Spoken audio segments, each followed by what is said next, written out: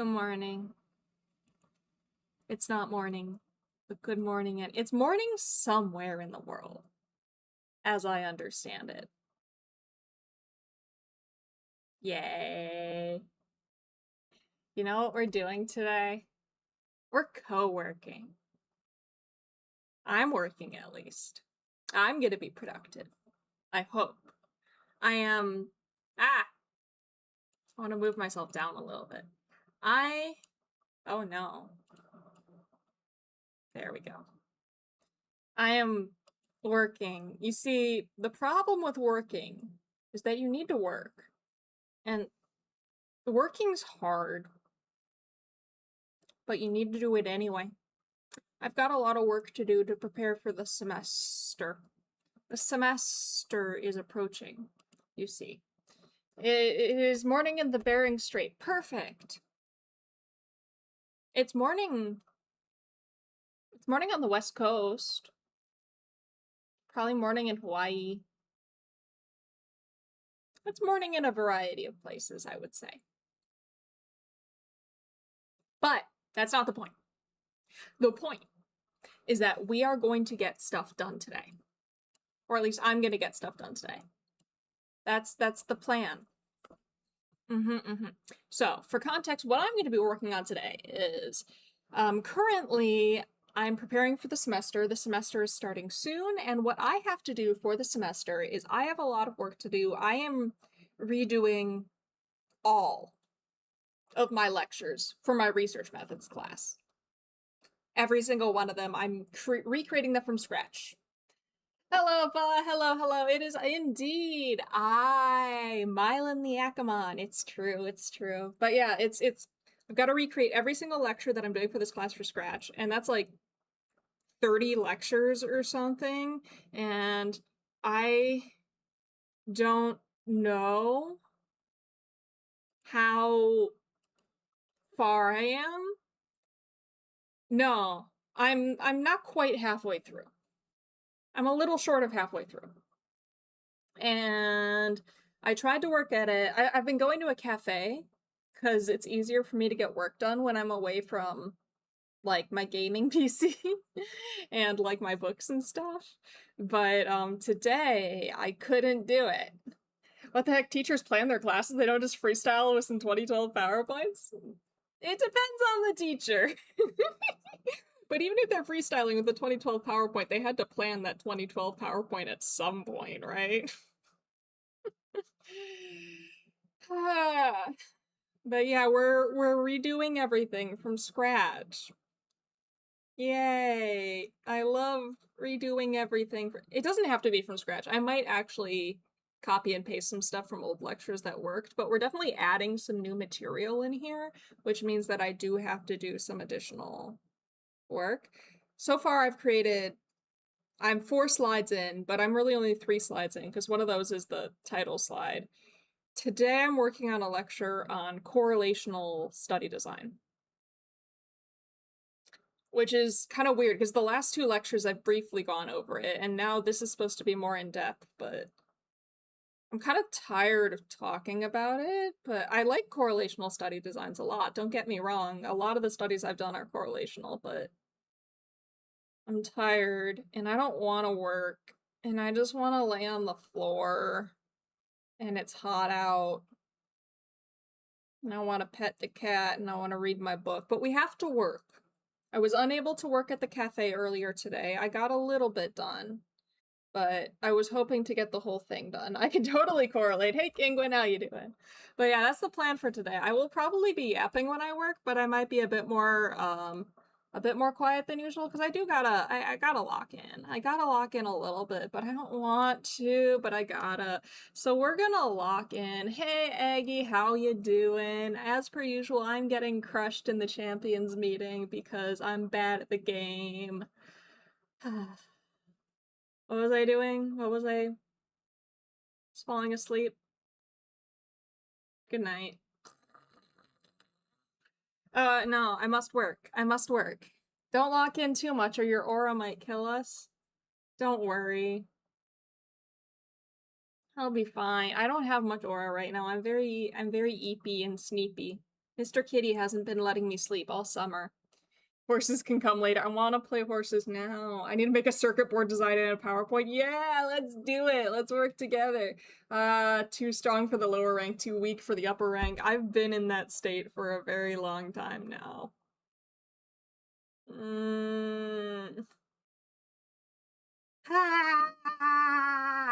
Anyway, I gotta work. Okay, so, I've defined what a correlate. I don't want to either, but that's why we're here, right? We're here to social pressure each other into working. Now, you can get away with sneaking and not working a little bit because I can't see what you're doing, but you, to some extent, can see if I'm working or not in the background. That's the PowerPoint that I'm working on in the background, blurred for privacy reasons, right? So, like, you can see if I start slacking off. For example, I've not done any work on this since I started streaming. So that's pretty bad. Maybe I should separate this into sections. I know which sections I need to do. The first one, I'm defining what a correlational design is, and that's what I've been working on, but I've already gone over that with them, like, 2 lessons in a row. So we can judge you based on how much you work.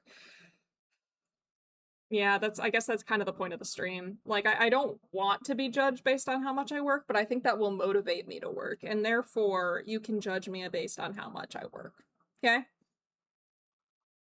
I'm counting on you to give me motivation to get stuff done. That's the whole point of all of this. Because I really don't want to be working right now. This isn't even that bad of a lecture. I'm just tired and sleepy and eepy, and I don't want to work. I'm reading some really good books right now. I want to train horses. I want to play Minecraft. I want to talk to my friends. We do lack the ability to view the depth of the work, only the broadness. You could be writing lorem ipsum over and over and we wouldn't know better. If I'm gonna be writing something, I might as well write something productive. So I'm gonna try. I can't judge too hard. I'm a sleepy fella, I know that. Yeah, I'm eepy. I require something ridiculous like 9 to 10 hours of sleep a night to function properly. And I think I've only gotten that much sleep maybe 3 nights this entire summer. Because I've been going to bed later. But my cat still wants me to wake up, like, during semester time. So, like, I go to bed at stupid o'clock, and then my cat wakes me up, like, bright and early, and therefore I haven't been getting much sleep. Hi-fi! I don't want to work. I don't want to work. I've been getting about 6 the last week, and I'm so sorry. I've been getting around, like, 7 or 8, which sounds fine. 7 or 8 hours of sleep sounds fine, but not me. Stupid o'clock. Oh gosh, Blitzer, bringing up IQ. Oh no, will we ever do... IQ is... I have feelings about IQ. IQ is a construct. IQ is supposed to be a measure of how good you are at processing information. However, there are a lot of problems with it as a construct.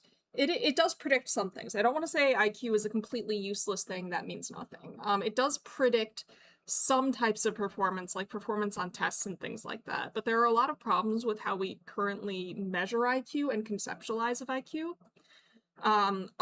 It's very difficult to measure IQ because there are many, many other factors that can influence scores on IQ tests that are not reasoning ability. For example, a lot of the early IQ tests were, rather than testing reasoning, they were testing knowledge. And knowledge is not your memorization of facts is not the same thing as reasoning. And a lot of the knowledge, especially in the earlier IQ tests, was culture specific. And when I say culture specific, I'm talking about a very specific culture of, like, upper class white men. Like, literally on early IQ tests, at least one of the questions was, which of these women is the most attractive? That is not a measure of reasoning. That is not a valid way to measure. That's... Anyway, as in it was racist, yeah. IQ test, what did I eat yesterday? Basically, knowing what a regatta is a dork. Honey, I do know what a regatta is, actually, so... A regatta is a boat race, right? It's a boat race. A sailboat race, right? Anyway, so, now IQ is a fairly stable construct. So there are other ways of measuring reasoning. Raven's matrices Raven's matrices is a measure of reasoning. I think IQ enhancing is the end of all. What does that mean? IQ is just one tiny thing, and it predicts stuff. And it is a fairly reliable, like, it does change over time. IQ can change over time. It is not like you take an IQ test once and it's fixed. It doesn't change much most of the time, but IQ is not going to be relevant for most people in their day-to-day lives. I don't think it's a terribly useful measure for most things, and I don't think it's a major part of who a person is, to be honest. Like, most of the time, there are only, I think, very few there's relatively few circumstances in our lives in our lives when reasoning ability comes into play in that way. Why does your university administer the SAT then? Okay. The SAT is supposed to be a predictor of performance in university. So the reason that a lot of universities require standardized tests like SATs and ACTs, or law school requires the LSAT, medical school requires the MCAT, graduate programs require the GRE. A lot of them stopped requiring them during the pandemic, but people are starting to reintroduce them. That is one of the situations where that is potentially relevant, because the goal of those tests is to predict performance in college. They are very specifically targeted. Now, are they a good predictor? I've heard, like, depending on, I haven't looked into this too much, but I do know the SAT is the best predictor of performance in college during your first year, and its predictive power goes down considerably after your first year, so maybe it's not that useful. I think the primary goal of taking the SAT and ACT or whatever and requiring them for things like university is to make it easier to whittle down the pack because, like, universities will get like tens of thousands of applications every year, and they only have a limited team that's reviewing those applications. And it is not realistic to expect that team. I came in to argue. Sorry. No, you're fine. I don't think you're arguing. I don't think you're bringing up good questions. I don't see this as an argument. I think you're bringing up good questions. So I think mainly the reason for standardized testing is, one, like, let's say you want to make sure that people are getting placed in the right class, and therefore you want to see their current math ability, because you don't want to place them in a class that's well above their math ability where they're going to be completely lost, but you also don't want to place them in a class that's well below their current math ability where they're like, they already know all this and it's useless and boring to them. So part of it is about placement, and I think another part of it is just about filtering. Like, oh, if we set a cutoff on, like, this is the minimum SAT score that we will actually bother to look at your application. Are you focused on psych research, like the Orange Psych VTuber? Yeah. In fact, like, my area of research in psychology is ridiculously similar to psych. I don't know how it happened, but we talked and we're like, wait, we have almost exactly the same specialization. But yeah, okay, sorry, I got kind of behind. I feel like certain IQ measurements are, like, sometimes measuring major deficits, like a car is on fire, does not drive well, and you can't unburn a car to make it good. Yeah, I think, IQ, I think, yeah, there are some useful things in it, but I think it's not as broadly applicable as a lot of things. The deep state arranged for you to meet, it's possible. There was a plan to get us.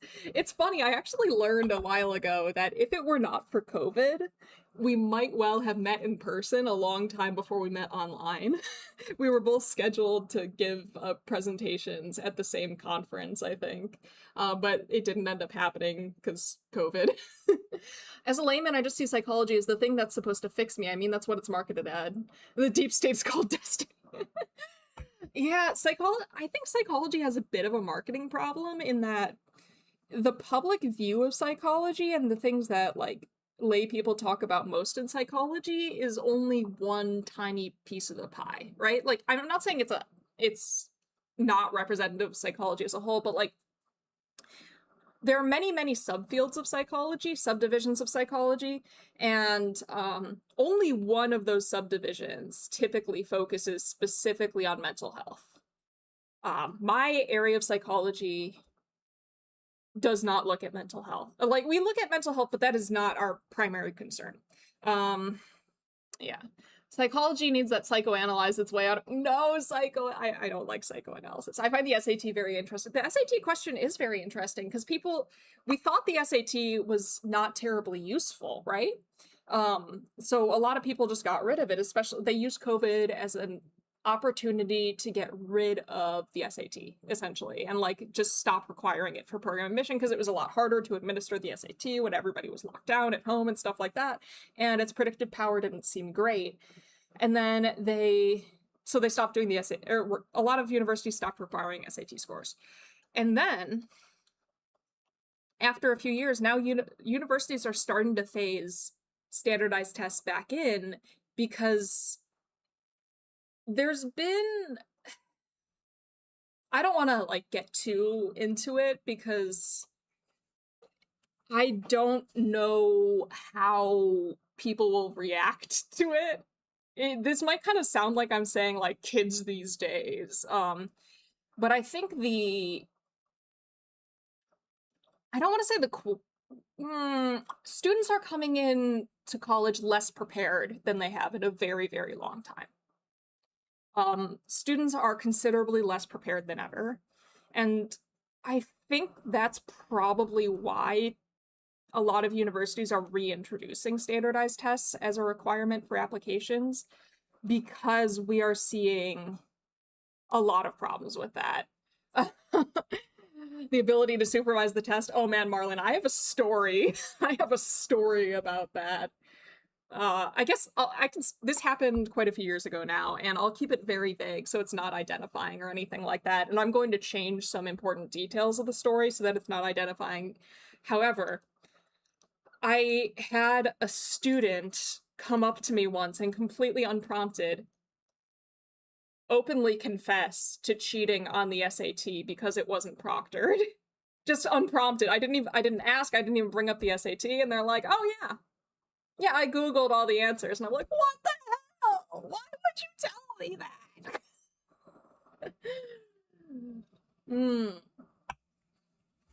Isn't that true of most scientific fields? Yeah, I would say a lot of scientific fields probably, like, the part of the field that people know about out in the world is only a small part of it that just tends to get the most press, I bet.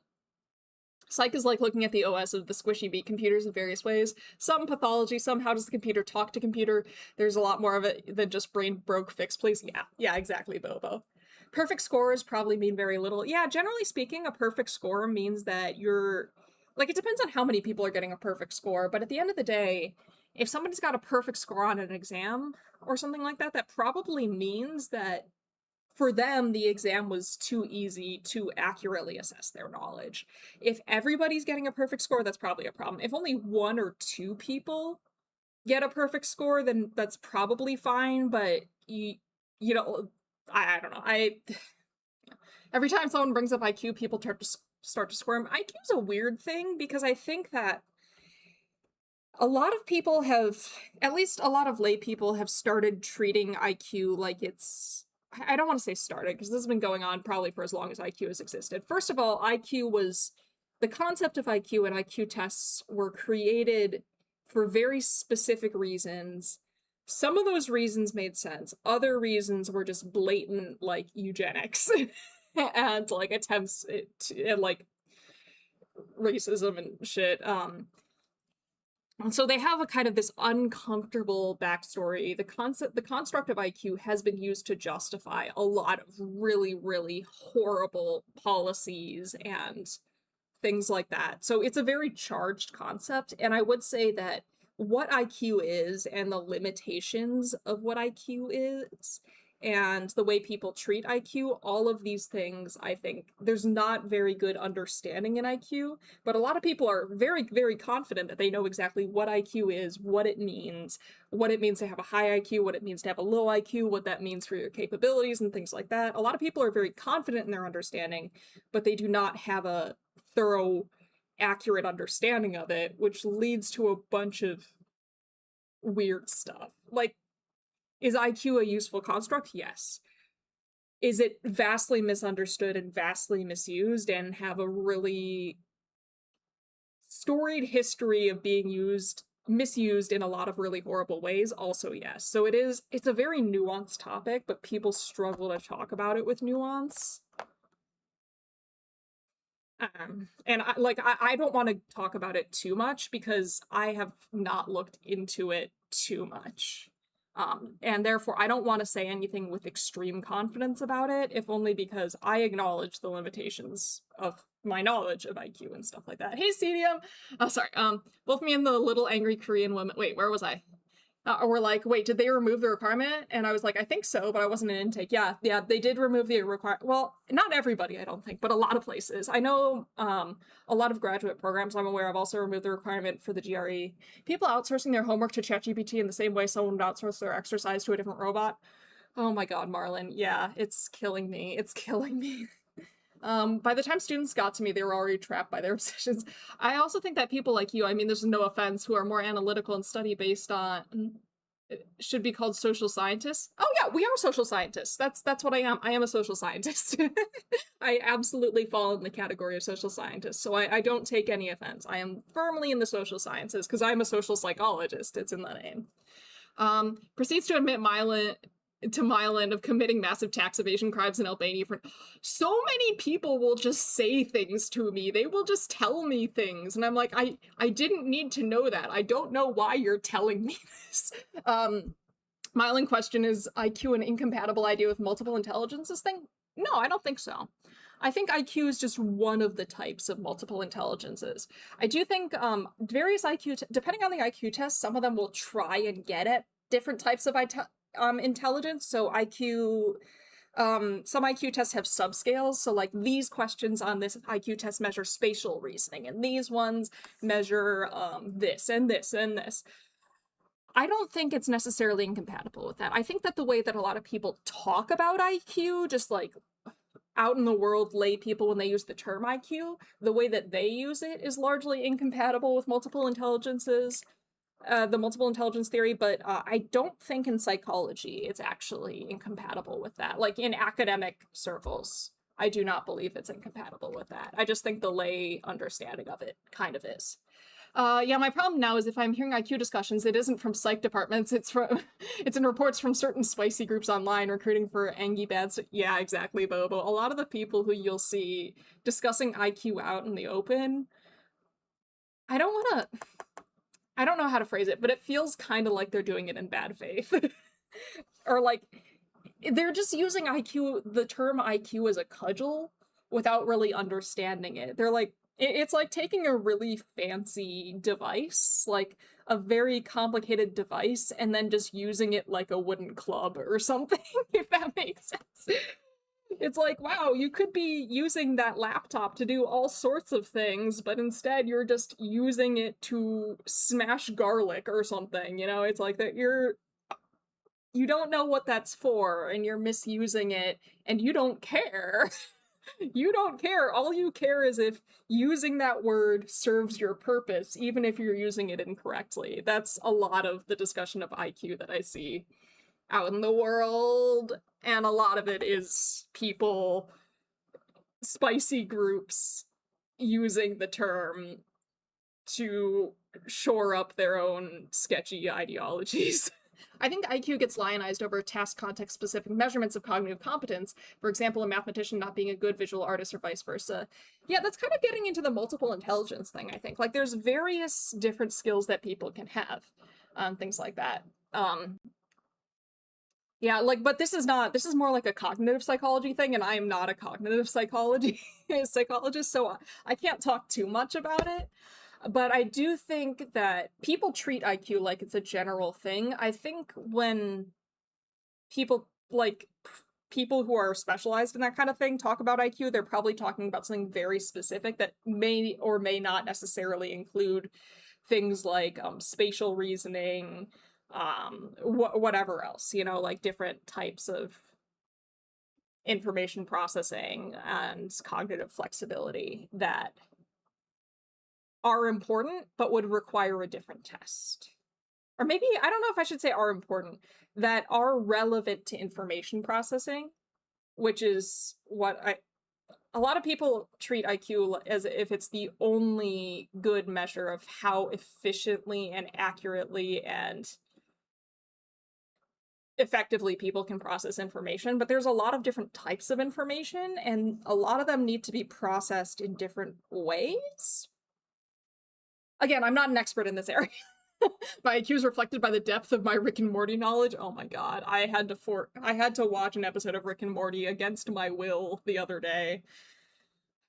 I need a full week to recover from this, an IQ too high.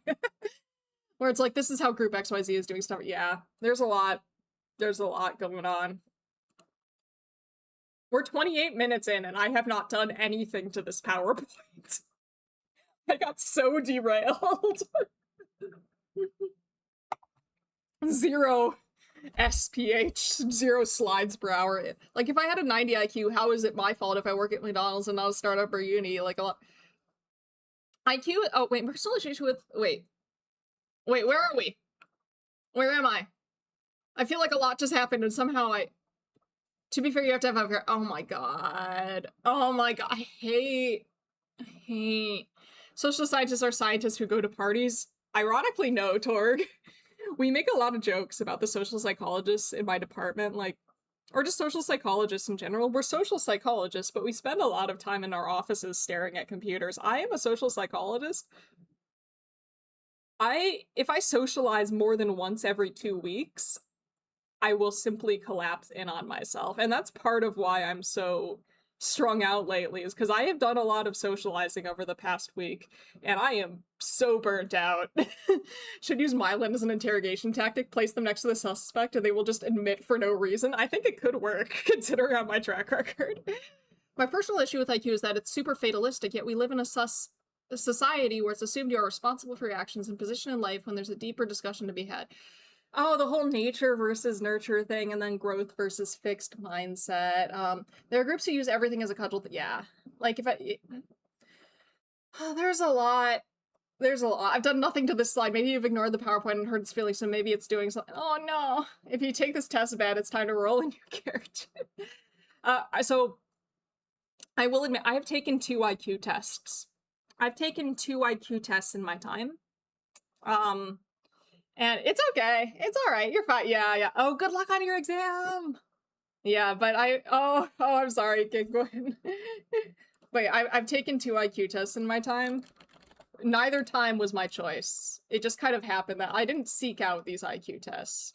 But both of them were like clinical grade IQ tests and stuff, and administered by people qualified to do so. And I scored, I think, about 10 points apart on each of them. That's almost a full standard deviation. It's not like your IQ is fixed.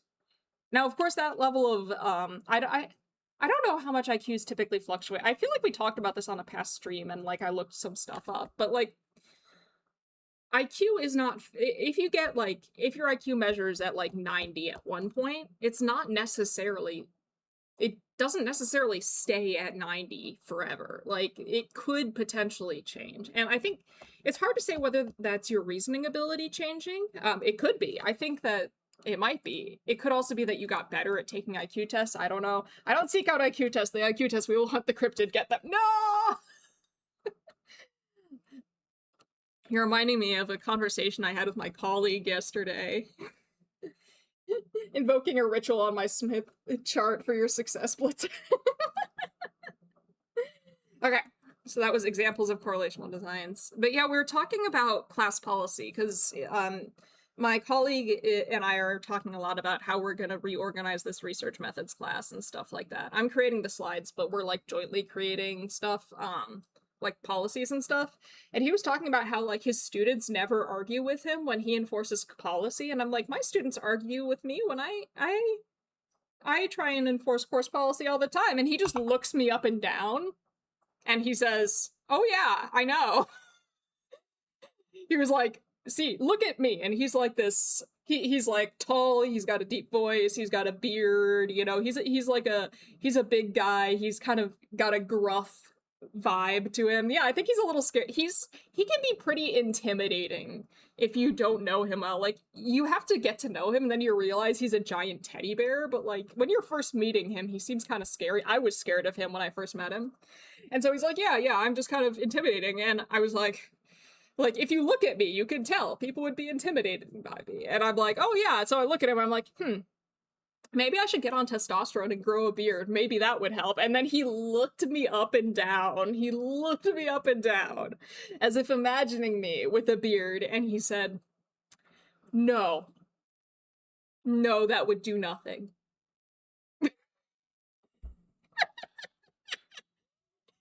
It's like, no, there's a much more fundamental problem here.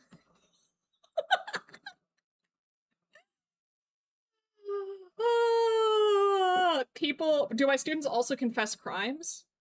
I believe I have had students yes, in fact, oh my god. One of my students last semester tried to teach me how to commit a certain type of crime, and I had to be like, no, don't tell me that. First of all, don't tell me that you did that. And second of all, don't try and teach me how to do that. Stop.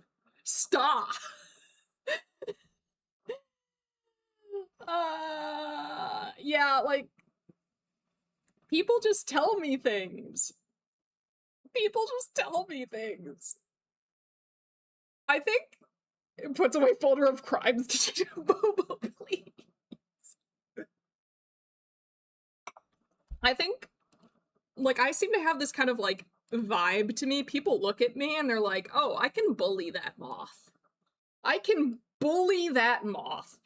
But also, I can tell that moth whatever, because that moth isn't brave enough to tell anybody else. Next, we should confess tax fraud in chat. Please don't. Please don't tell me these things. If you're doing anything sketchy, I don't want to know. I had to literally scold some of my students multiple times to stop saying potentially, like, to stop describing potentially illegal activities that they may or may not be engaging in front of me. Like, they see me and they're like, oh yeah, I can talk about whatever I want in front of that person. I can say whatever I want with no consequence. It's like a combination of that person is about as intimidating as a baby mouse shivering in the cold, and oh, they're chill. Like, there's some weird combination of those where people will just say things in front of me. They will just say things. Don't do that! Don't do that! I'm your teacher! Oh my god! Oh my...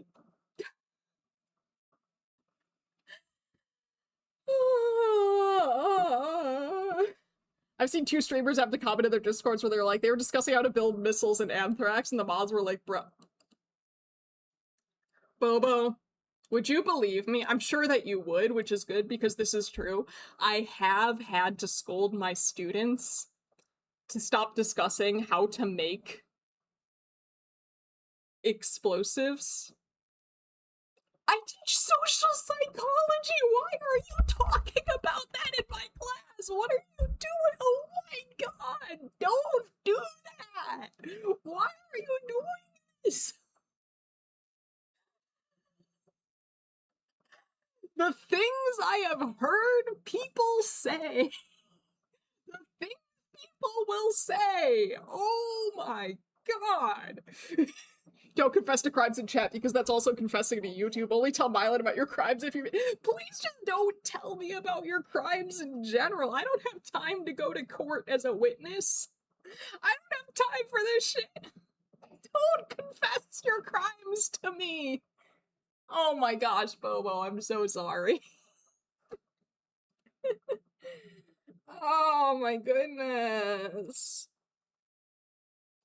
Oh my gosh. All debts owed get paid in 2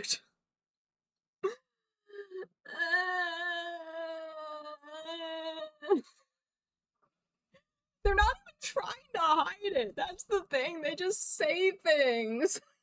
So the fact that you haven't snitched is part of the reason people... Did I ever say that I hadn't snitched? Please don't DM me unless we're friends, all unless admitted to Astral. No! The transition between student to teacher is truly... It is! It's so weird. Locks are very interesting mechanisms. It's cool to understand how they actually work mechanically. Marlon, you better not be about to confess something. Please. I've heard enough in my lifetime. I'm not seeing any stitches on your model. That's true. I need to make a model that has been dismembered and put back together. I could even make a toggle where it just spontaneously dismembers its... That sounds like fun! Sounds like fun. I don't know why my brain instantly went to zombie stitches, but...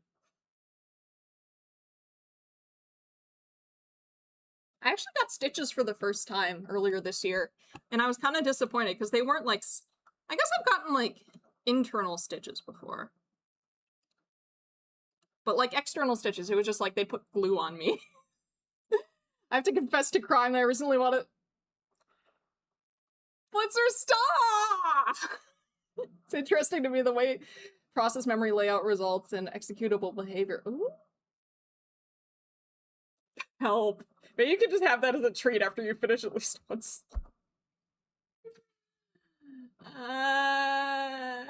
Okay, alright. What's the first thing I need to talk about? The type of questions correlational designs can answer.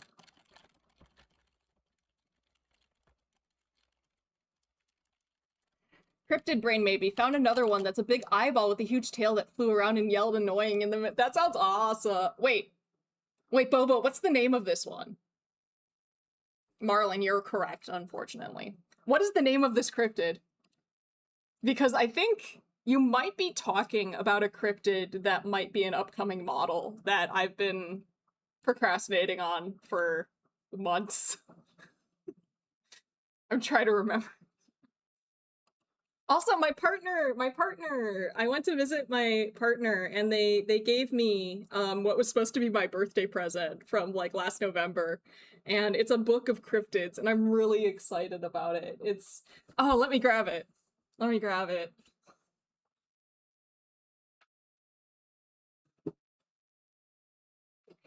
It is called Cryptids, Creatures, and Critters. Let me flip to a random page. The Daubarchu from Ireland. It is the Irish Hound of the Deep. It resides in lakes and streams. It can be 7 feet long and resembles an otter. An otter sounds cute, right? Wait, I wonder if this has the... I wonder if this book has the one that I'm looking for. Oh, this is man. Okay. Okay, do we have like a list of all the cryptids in here? Because I want to see if the one that I want, the one that I love...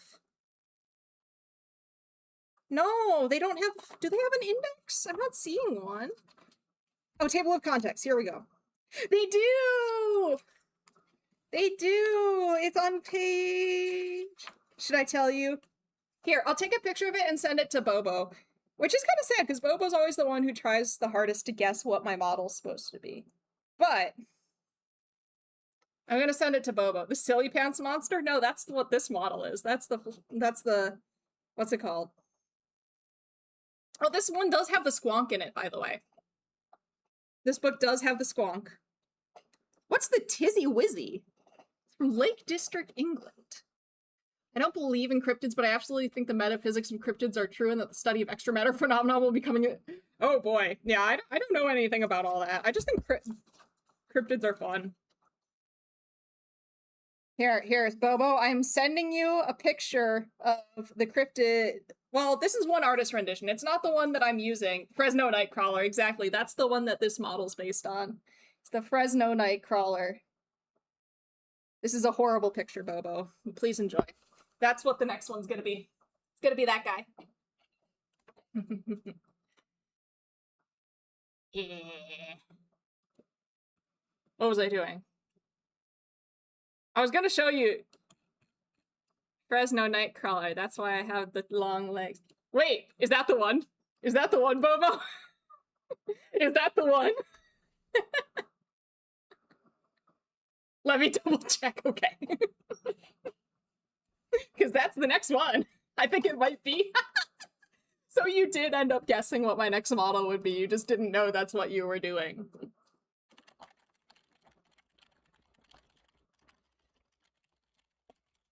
I need to go find my concept art for it.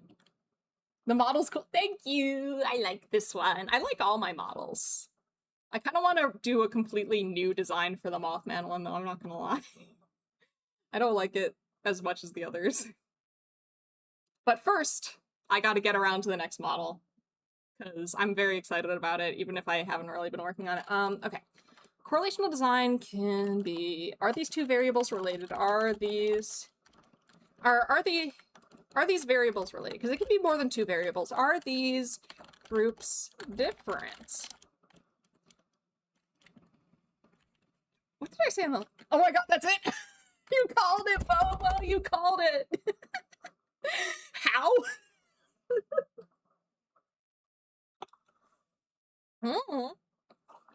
Good work, though. Sorry.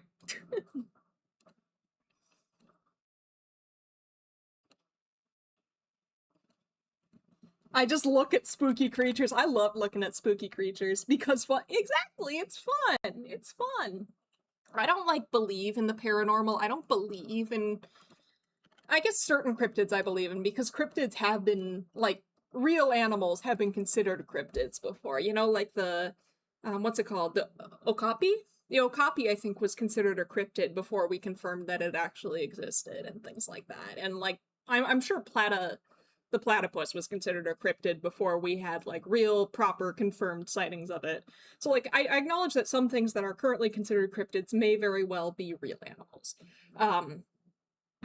Real things that do actually exist.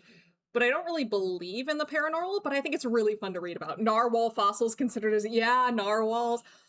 When I worked at a summer camp, we had a couple of counselors who didn't believe that narwhals were real. I made a plushie Fresno Nightcrawler by accident. It's very easy to... Oh, I love that. I own a Fresno Nightcrawler plushie. I love it so much. I want to get more. But the Mothman plushies are already taking over my bed, which is kind of a problem. There's not going to be enough room for me to sleep there if I keep getting more Mothman. I forgot, have you done a model for the Flatswoods Monster yet? No. Honestly, I don't really like the Flatswoods Monster. Like, I've drawn, like... I've drawn concepts for a Flatswood Monster design. Not necessarily for me, but just in general. The Flatwood Monster is not that interesting to me personally because, like, confession, I think aliens are boring. I think aliens are boring, and the Flatwood Monster is, like, part of its lore is that it's an alien. And I think that's boring, and I'm really pissed at Don. I do not like the manga/anime Don because it takes cryptids and just says all cryptids like Nessie and the Flatwoods Monster and stuff like that. All of them are aliens, and I don't like that because I think aliens are boring, but cryptids are cool. Okay? Too anthropomorphic? It's not that it's too anthropomorphic, it's just boring. Cryptids remind me of flipping through a Final Fantasy bestiary. We just love a weird cryptid. Yes, yes. New cryptid idea. A cryptid that forces you to stop procrastination. I wonder if one exists. You're gonna put me on a new tangent, Blitzer. Don't let the aliens hear that. Maybe. Some 9-foot-tall upright guy that's covered in hair and smells of a swamp because he lives in the Florida swamps. Nah, too big. Yeah, probably too big. But you never know. Have you seen the anime Mushishi? I love Mushishi. I have that on DVD. I haven't watched it in a while. I also have the first volume of the manga. Mushishi is great. I love the vibes of Mushishi. I highly recommend it. It's like exactly the kind of thing that I am a big fan of. It's like episodic, and it's got like weird little guys. It's just got weird little guys. Weird little guys doing weird little guy things. I like it. All right, okay, so this slide is properties of correlation. This is so annoying, because, like, this is supposed to be about correlational designs and correlations, which is frustrating, because not all correlational designs use correlation. So, like, I don't know how to talk about this, because some correlational designs use groups. Like, you can do a t-test in a correlational design. You could do an ANOVA in a correlational design. You could do a categorical regression in a correlational design. So not all correlational studies use correlations, but, like, the way that we've set up the curriculum, we're kind of conflating the two, which bugs me. Bugs me. It's making it harder for me to make these PowerPoints. Chill nature shots, yes. If anyone wants to study cryptids and anime... Jung. Carl Jung. I do not resent that man as much as I resent Freud. However, have you considered... I don't know where I'm going with that. Okay, I think I can probably copy some stuff from an old lecture for this particular section of the PowerPoint, I think. Because I just want to talk about, a lot of the stuff is redundant. It's kind of getting on my nerves. I think we probably could have set this up smarter. But I will do my best. We're going to make an absolute incredible thing.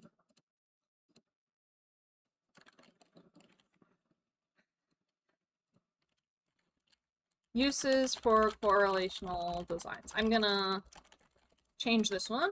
Correlational designs can be used for prediction. Well, first, relationships.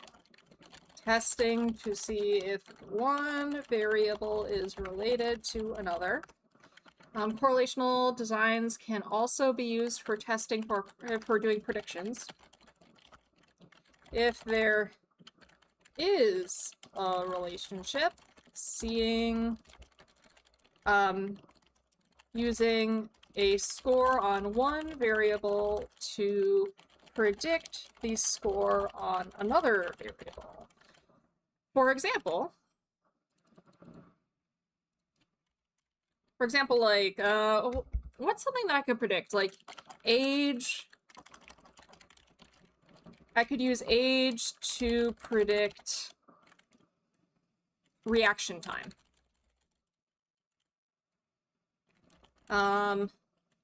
Babies and older people are slower. Teens to 20s are faster. So I can use correlational designs to make predictions. Yes. Reliability. And this is related to what we were talking about with IQ tests earlier. Reliability is, does a variable stay stable over time, or does it change over time? And hypothesis testing. I guess that's kind of the relationships one. Relationships, hypothesis testing. To see if variables are related to one another. Making predictions, and checking reliability. Okay. Look, I made a slide. Are you proud of me? Hey, Gomi, how you doing? I'm making progress despite everything. Despite everything, I have made a progress. I have made a progress. I'm a genius and so smart and so cool and so awesome. Okay, hi, Mylan. Thank you for all the celebrations. We deserve a celebration. We deserve good things right now. I believe in us and our abilities to be the best. Okay. Shoot, what do I need to have in here? Questions, correlational designs can answer.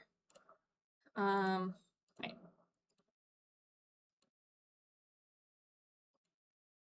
Common Mylan W, hell yeah. Hell yeah, I'm always getting them W's. I don't take no L's. I take so many L's. What are we talking about? One must be realistic. One must be realistic, you see. What? I wanted questions, correlational, and limitations of correlational designs. Wait, where am I? Okay.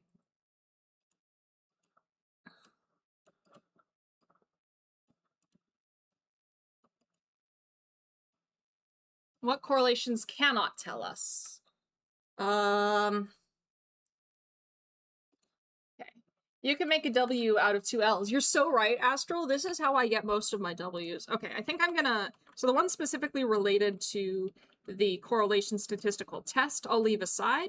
Now I get to do my lovely correlations, not causation thing. Okay, make that a shirt. Yeah, most of my W's are dual... most of my W's are dual L's or something like that. Or 2 L's can make a W. It's perfect. It's perfect. Hashtag Mylan merch. Alright, limitations of correlation. Well, design. Limitations of correlational design. The major limitation is, of course, correlation is not causation. My name's Noelle because I'm always winning. Oh my gosh.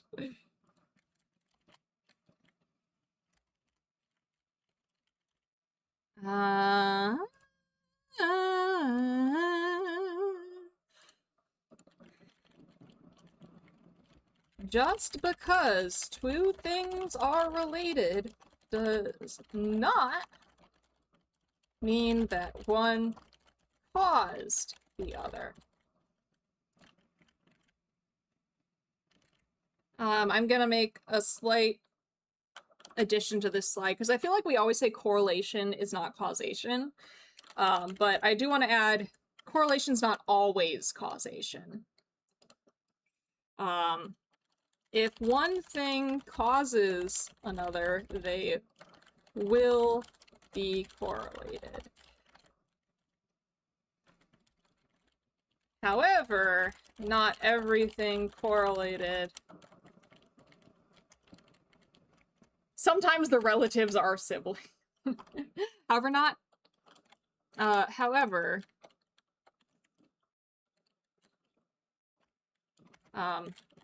so correlation or causation leads to correlation, but correlation is not causation.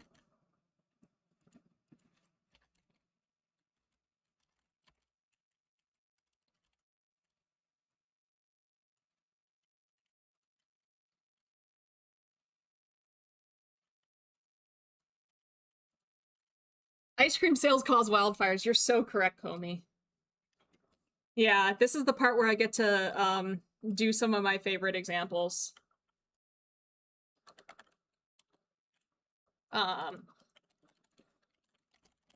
Addendum. Correlation's not always causation. Causation causes correlation, but correlation is correlated with causation. Torg, I feel like I gotta bite you. This is chomping time. It's chomping time. You're in danger now. Okay. Correlation is not causation. Let's say... So I'm not gonna pick, No, that is the classic example. The classic example, there's one I always believe they did mac and cheese sales and certain serial killer there's so many good fake correlations. Causation and correlation conversation causes mention of some of Mylan's favorite examples. It's true. Of course, the classic example is ice cream consumption is correlated with murder rates. That is the classic example as far as I'm concerned. Why? Well, it could be that ice cream possibilities. I don't know how to spell possibilities. It could be that ice cream makes people want to kill. It could be that murderers crave ice cream after killing people. Or it could be... So the actual answer...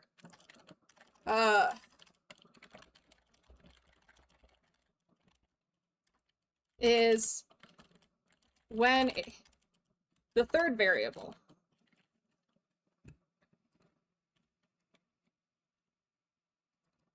So maybe I should just do it. Ice cream leads to murders.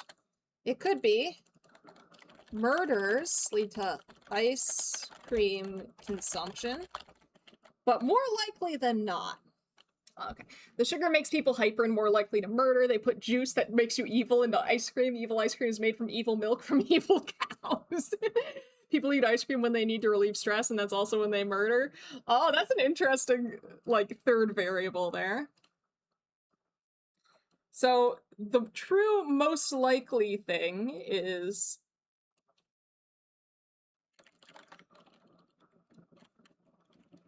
hot temperatures lead to more ice cream consumption, and hot temperatures lead to higher aggression.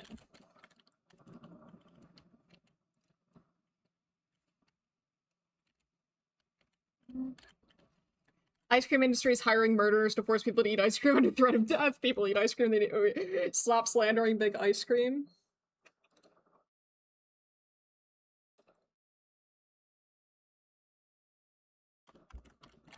There's a third variable.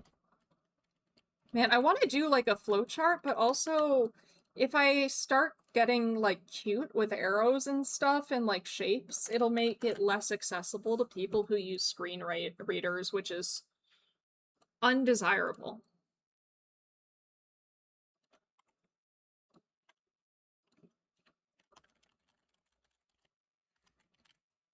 This is why I scream they are operating in plain sight. Wake up, sheeple. Oh no! Half the murders in America are committed by either Ben or Jerry, and they need to be stopped. It's a ritual. The murders are actually a complex ritual to make people buy ice cream. They formed, the ice cream companies have banded together and formed a pact with evil that if they provide them with human sacrifices, then their sales will flourish.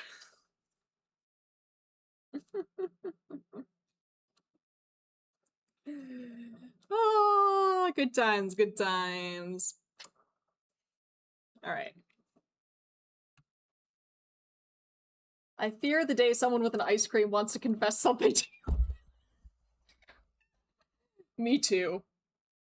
Nope.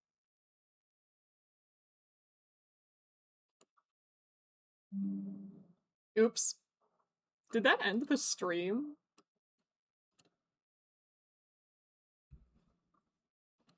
Let's see. Let's see. Am I still good? Are we still going? Can you hear me? I hear you. Okay, cool. OBS disconnected for a second there. Oh, you're back. I'm back. I'm back. We got too spicy or something. Be silent for a moment, but silent for, I mean, I can hear. Okay, cool. We're good. We're good. All is well. Yeah, OBS connected. Now we're disconnected for a second. No, it wasn't on your end. It was on my end. I don't know why. All right, now we get to go and collect spurious correlations, which are a delight. Same, I was checking my internet. No, it was me. It was me. Don't know what happened. It's too hot out. Correlation is not causation. Now I get to like drive it home with some very silly examples. Of course, I've got some classics I've got that I grabbed from the Spurious Correlations website. And I need to put alt text on this image. Unfortunately, the graph that I'm putting in here, you can't see it right now, but it is committing graph sins, unfortunately. It is indeed committing graph sins. However, I don't know of a better way to graph this, but it's committing graph sins.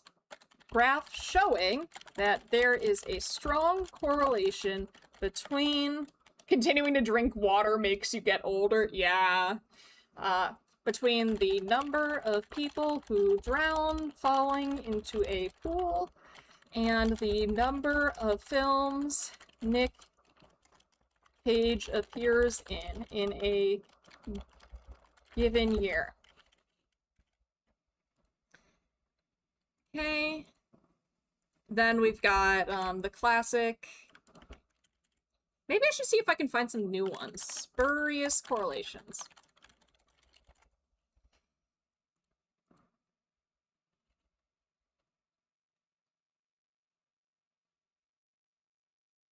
Oh, popularity of the first name Annabelle and UFO sightings in Maryland. Costco wholesale stock price and sales of vinyl albums, bachelor's degrees awarded in education, number of proofreaders in Canvas. I need to find something very, very silly. Number of judges in Indiana, necessary sacrifice for the games. Frozen yogurt consumption and violent crime rates. Yeah, we've already got that. London gold prices and customer satisfaction with Whole Food.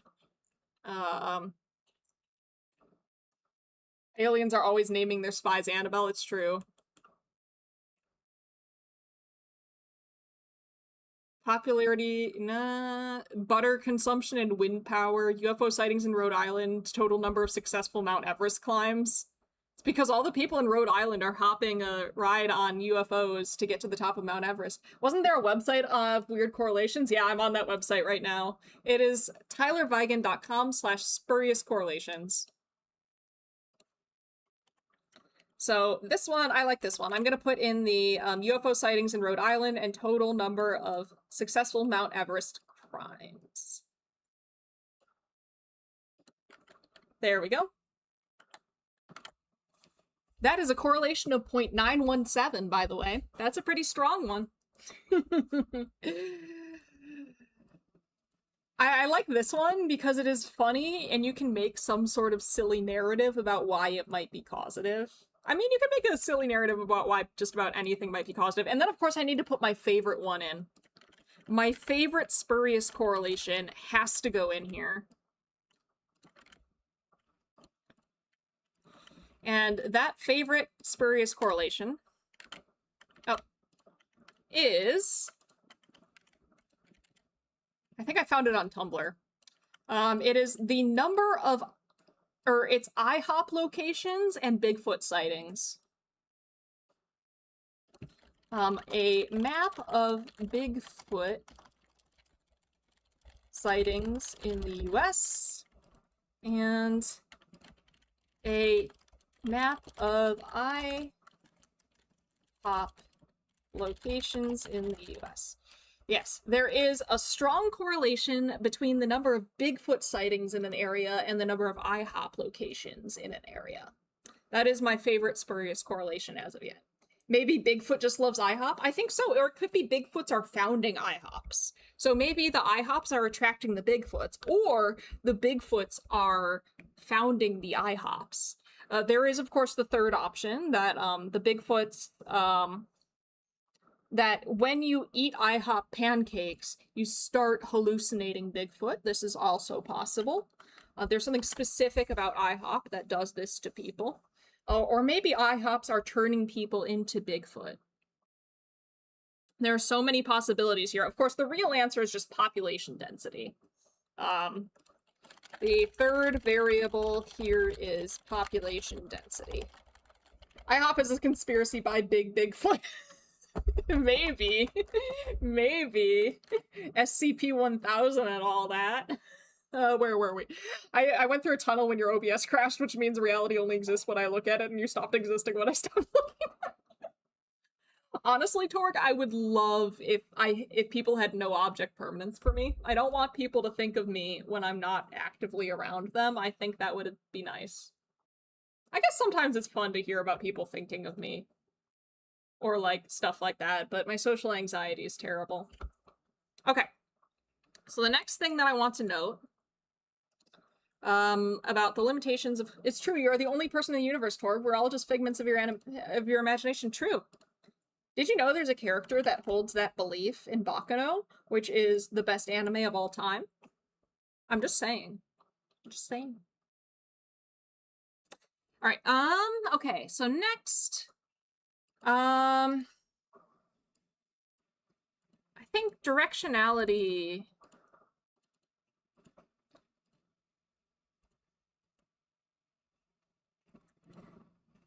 Oh wait, I should, problems with correlations, spurious correlations. That's the thing that I need to define that. Spurious correlations are relationships between two variables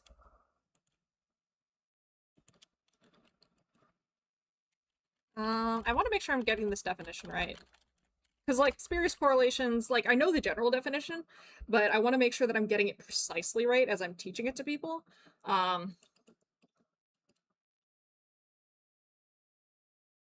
Yeah, okay, that's what I thought it was. I just wanted to make sure I was accurate. It's relationships between two variables that are not positive.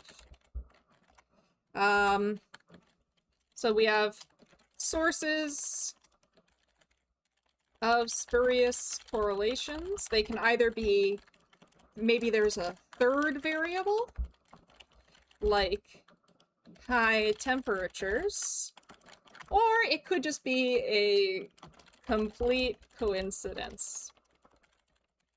Actually, I'm gonna put the third thing in here, the crud factor. Likely a coincidence. This one is likely a coincidence, but could also be rising population. Third variable is population density, and now I get to talk about the crud factor.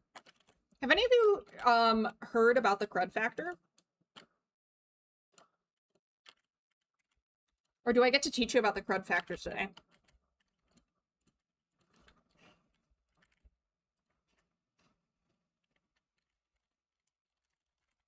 Because that's the technical term for it, the crud factor. The crud factor, I have from you, but I can't remember, that's fair. This is a phenomenon where,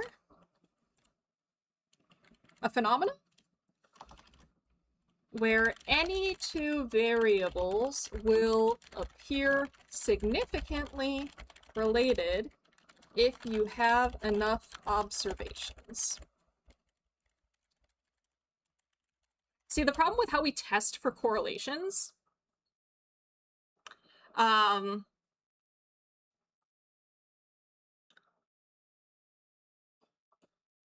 problem with how we test for correlations and determine if the correlations are significant is that the more observations you have when you're calculating the correlation, the easier it is for you to determine it, for you to conclude that a correlation is significant, which in some ways is good because, you know, more data is good, right? But the problem is that if you get, like, we're getting to the point because of like web scraping and things like that, where you can see correlate, or you can get data sets that have millions or even billions of observations in them, which means your sample size is incredibly huge. And at a certain point, the standards for saying a relationship is significant become so low because it scales inversely with your sample size. The bigger your sample size, the lower your standards, essentially. Or the smaller a correlation you can quote unquote detect. And at a certain point, you hit this point where your threshold for saying something is meaningful is so gosh darn tiny that any correlation coefficient you calculate will meet that threshold.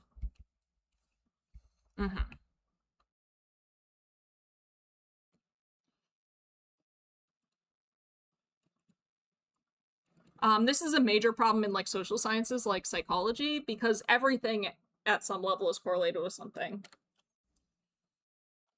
The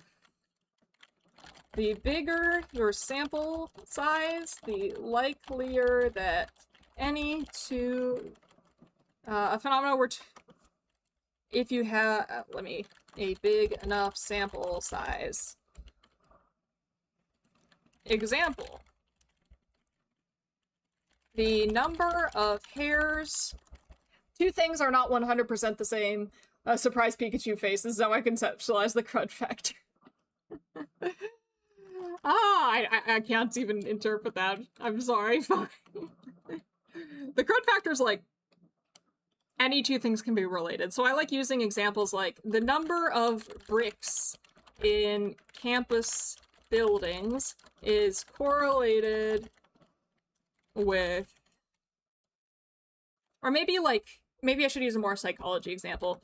The extraversion scores of people in this classroom are significantly correlated with, what's something completely ridiculous? The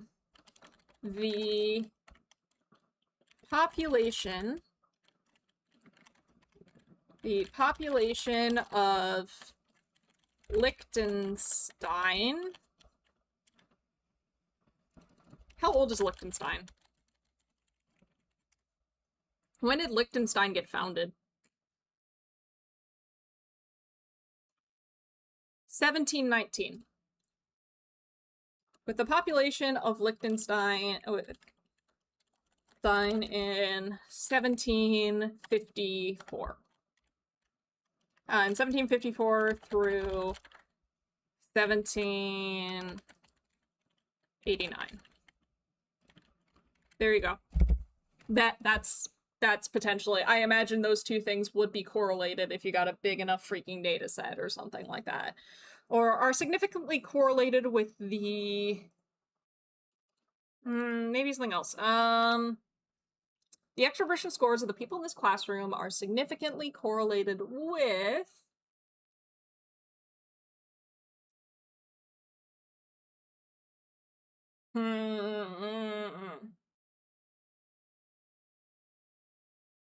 the number of hot dogs consumed in, or the number of hot dogs, the number of grains of rice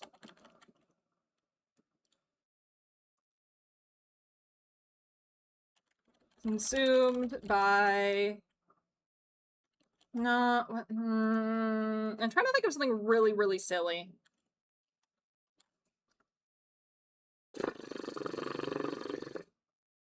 Oh, that shows up on my tracking? What? Okay, that's hilarious. Anyway. Amoeba eating my meat too-fi. With the number of bacteria in the mouths of dogs at a shelter in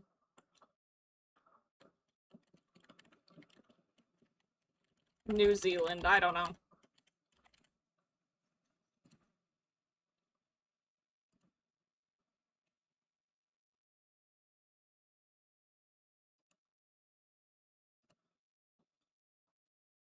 That's not a great example because those have limited numbers of observations each.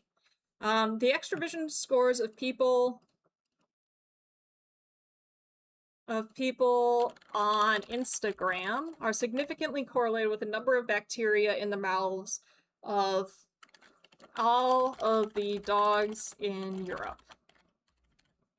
There, that sounds a bit more crud factory. Because those are both pretty big sample sizes. There's a lot of dogs in Europe, I'm assuming, and then there are a lot of people on Instagram. That could work.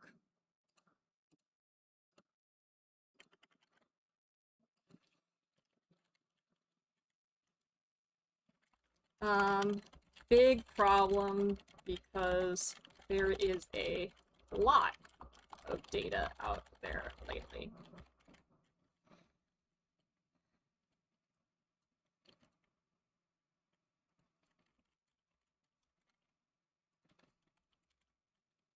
Okay. So the next problem with correlation I need to talk about is,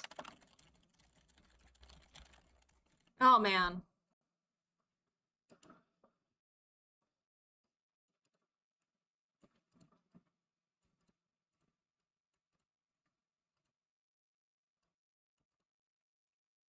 This is kind of related to what y'all were talking about earlier.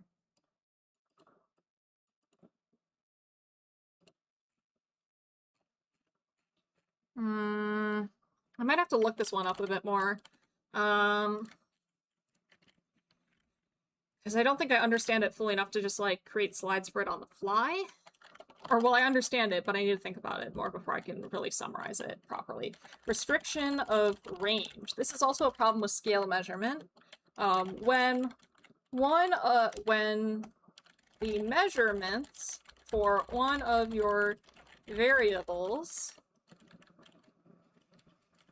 aren't capturing, or isn't capturing the full range. So, like, let's say, if you give people a really, let's say I want to see if hours of sleep is related to score on an exam, but the exam is really, really easy. So everybody's scoring really high on the exam, so I can't actually find a correlation between the two things. I think that's a pretty good example.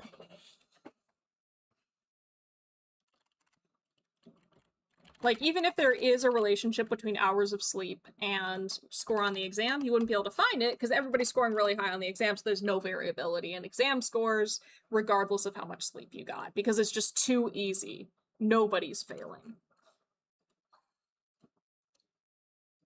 See if I can find a good image of restriction of range. But I'm pretty sure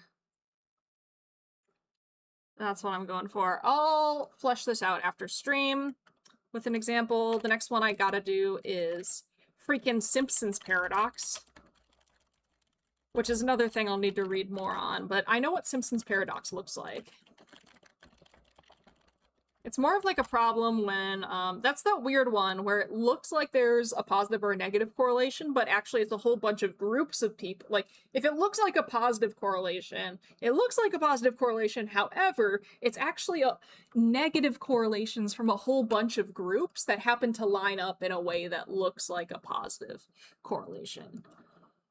Hard to describe. It's kind of like a third variable problem-y thing.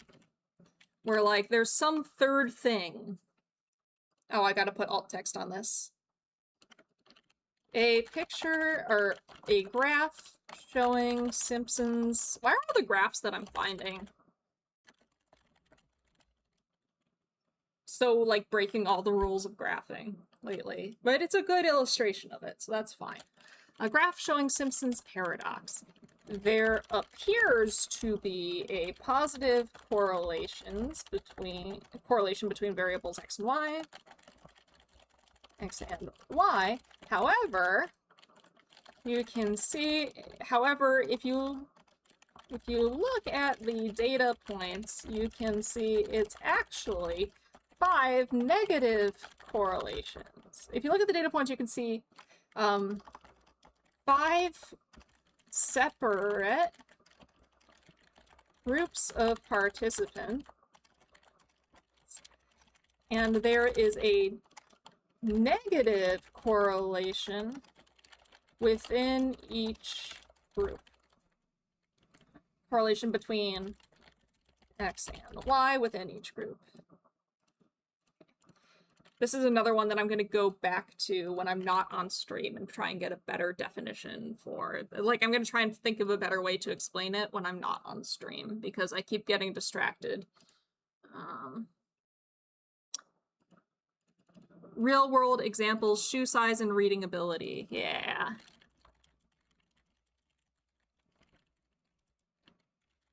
That's a pretty famous one. Shoe size and reading ability is another one of the spurious correlations where the third variable's age. There is a significant positive relationship between your shoe size and your ability to read when you're a kid, because older children with more practice reading tend to have bigger shoe sizes. Go freaking figure. Maybe I'll just read a bit more about this now. I'm gonna find the textbook that I'm using.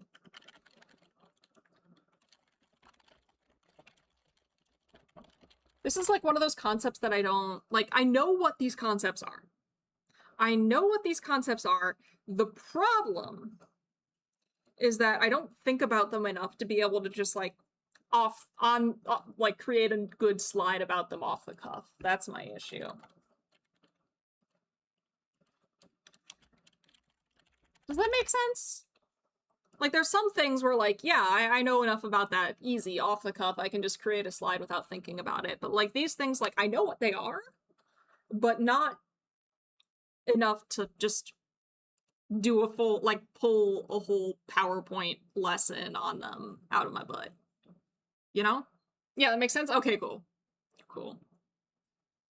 It's not that I'm ignorant, I swear! Alright. Can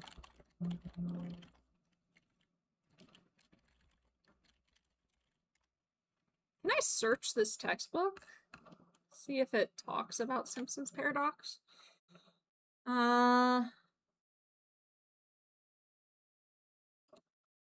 that in here? No. Might just have to...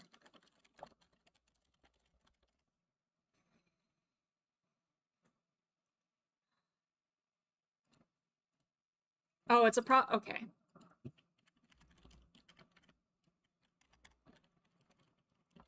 A problem with aggregating data. Maybe I shouldn't use the word aggregating. I'm worried that the word aggregating won't... Not all my students will know the word aggregating. When I was in high school, I was like a teacher assistant for the biology lab. And the teacher would ask me, like, she'd be like, hey, can you consolidate these, can you consolidate the whatever, like whatever liquid this is? And I didn't know what the word consolidate meant. So I was like, how do I consolidate them? She's like, oh, just pour them all into the same thing. And now I know what consolidate means, but I'm reluctant to assume that people know what aggregate means. And I hope that's not me being condescending. It's hard, because, like, you gotta describe things in a way, because, like, I don't want to get dragged on a tangent or, like, get defining stuff in class and then lose class time to defining a word that isn't a concept that I'm actually really trying to teach right now. Maybe rather than aggregating, averaging over data rather than aggregating data, or maybe the problem with lumping data together where it looks like there's I feel like that's a common word, but I would still call consolidate a common word, so I don't know. Yeah, I don't know how I got that far without knowing what consolidate was. I've dealt with the public, you are not being condescending. Fair enough. I have this weird case where, like, well, this is a problem with any teacher, I think. I think it's a bit more exacerbated in some of my classes, but I don't know. Well, this is probably just a problem in college, because, like, at university, people are coming from all different school systems, and different school systems have different curriculum, and they have different like expectations for, like, levels of levels of detail with things. They teach things at different points in the curriculum. They might teach them in different ways and things like that. So in college, you're getting a whole bunch of students all in the same room that you all need to be teaching at once that might have vastly, vastly different backgrounds in terms of their background knowledge. Like maybe the vocabulary they have, the books they've read. If it's just general research methods, were they being taught research methods from a biology perspective or a physics perspective or a psychology perspective? Because, well, there are a lot of commonalities and a lot of common vocabulary and stuff like that. The way that we think about problems is often fairly different, or like words might have more restrictive definitions in one area and might have broader definitions in another area. And just like, so teaching university is difficult because, like, some of my students probably would think, let's say, consolidate or aggregate. They've probably known what those words mean since middle school, whereas other students, maybe due to the curriculum, maybe due to the type of classes that they took in terms of electives and things like that, maybe depending on which books their English classes decided to cover, they may have never encountered those words, you know? It's rough. Maybe rough isn't the right, like, it's a fun challenge. It is a very fun challenge, but you have to keep it in mind, right? That, like, your students have vastly different experiences that they're bringing into the classroom, and you have to do your best to try and make sure that your stuff is accessible to as many students as possible without being condescending. And it's a really difficult balance to strike. I would point out that a big controversy on Book Talk on the use of big words and people claiming ableism, that was like 2 weeks ago. Just, oh my gosh. Like, I think it's complicated, right? Like this, I've heard people saying that like academic writing is classist because it uses a lot of big words, and or like they're gatekeeping academia, or like they're trying to keep like people write academic articles in this complex language because they want to keep us out of academia. They don't want us to know this information or whatever. And it's like, it's not like that. So, I think some people probably do write using way more big words than they have to because they want to sound smart or sophisticated. In fact, like, I'm sure this happens. I'm certain this happens. I've seen this happen out in the world. But there's also cases, and I think this is the case in a lot of academic writing, where words have very precise meaning. And yes, there is a simpler way that I could phrase this, but if I use the simpler, more accessible way of wording this, I am losing critical information. You know? I get avoiding complicated wording in academia and public service, but in a novel, the writer should use the words that fit, even if they're less universal. That's how I feel about academic writing. I mean, of course, everything depends on your audience. But like, if I'm writing a research article, I am gonna have to use big jargony words, because if I try and use simpler words, I might now be misleading people because the definition of that simpler word is not the same. Like, it's missing some connotations or some nuance or some specificity that the bigger word has. Some of these big words are to keep things from blowing up. Exactly, Bobo. Like, specificity, like big words and jargon, there are absolutely cases where people use big words and jargon to be exclusionary or to seem smart or to seem like authoritative or whatever, or to make people feel dumb. I am not saying that doesn't happen. It absolutely does. But there are a lot of other cases, and I think most academic writing and like science communication is difficult because you're trying to make that balance, but a lot of academic writing aimed at academics is not using the jargon to sound smart or like exclude people. It's using the jargon because those specific words in that context have incredibly specific meanings that cannot be conveyed appropriately through simpler language, and it is incredibly important that that meaning is retained.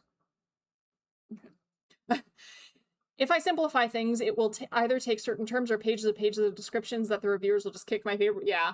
As a kid, I did a lot of artificially speaking more posh, but now it's kind of stuck. It happens. It happened. Oh god, like, it reminds me of purple prose and fiction writing. It's kind of a similar deal. As an example, I saw the other day a video in education in Wisconsin and Texas. Kids in Wisconsin perform better on average, but if you break it down by race, Texas does better serves each group. Oh, that's a good example of... Yeah, that's a great example of the Simpson paradox, Torg. Wisconsin just has more white kids who perform better because America gives them... Oh, hey, Tyler, how you doing? Torg, that's a great example of this. Yeah, thank you. Thank you. That seems like sort of Simpson paradoxy, which is great. And it's also just an example of like the problem of different students coming in with different experiences. Or it looks like there is the relationship goes one way, but if you break the data down, the relationship may look very different. I want to find a good example of the Simpsons paradox that I can show on a graph, but that's a good one. Just finished a Haru run. She ran good job. I did a good Haru run yesterday. I think I got an SS plus Haru run yesterday. It was pretty sweet. Good, Haru. Okay. Let's see if I can find a real-world example. Simpsons paradox example.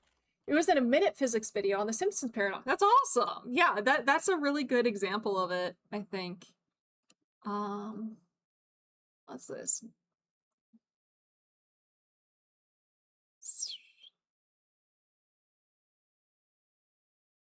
Well, that's a fun one. This is daily exercise and junk food consumption.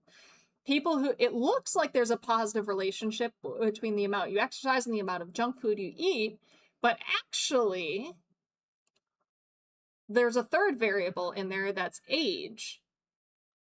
I'm back. Welcome back. I hope that you're doing well. I'm just going to steal this. I'm going to steal this. But that's a good example as well. Yeah, there's the Simpsons paradox is really interesting. But it is a little hard to put into words. Theft. Shh. Shh. It's complicated. The relationship between copyright and education is I would never do this for a slideshow that I am doing on this channel. Okay? I would never, ever, ever, ever do this for a slideshow that I'm doing on this channel.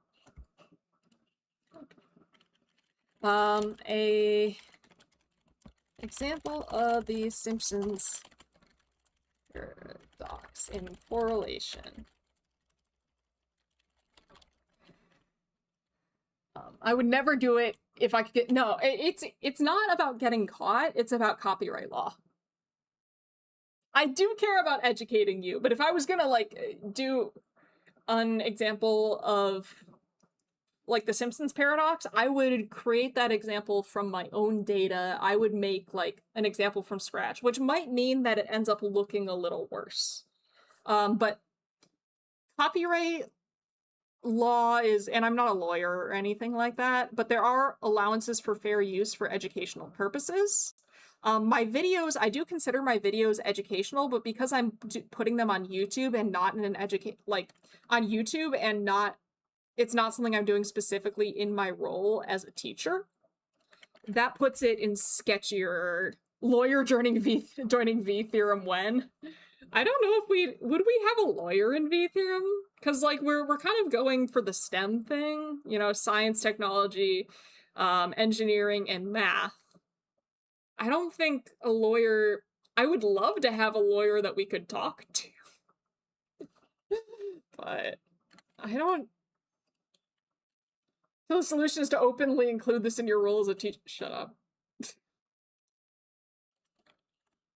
An example of the Simpsons paradox in correlation.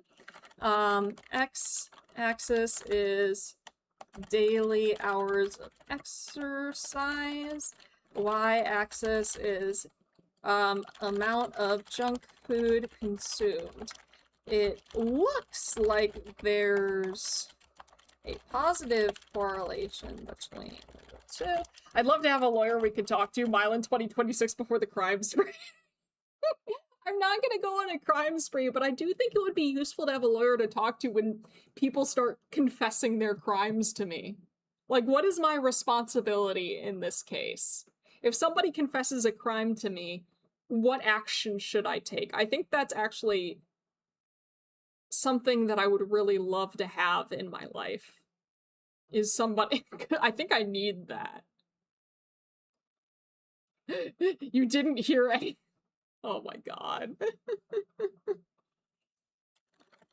But when you break it down by age group, you can see that there is a negative correlation between exercise and junk food consumption for each age group. What if we make a religion and decide here, I'm not a priest, I'm not a leader of a religion, I am not suited to be a leader.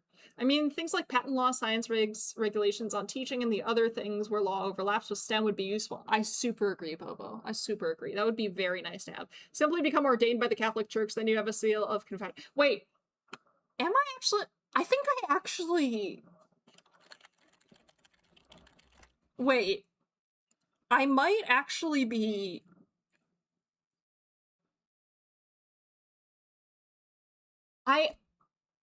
Oh, right. Wait. I don't know if it's a lore drop. Are any of you familiar with Discordianism?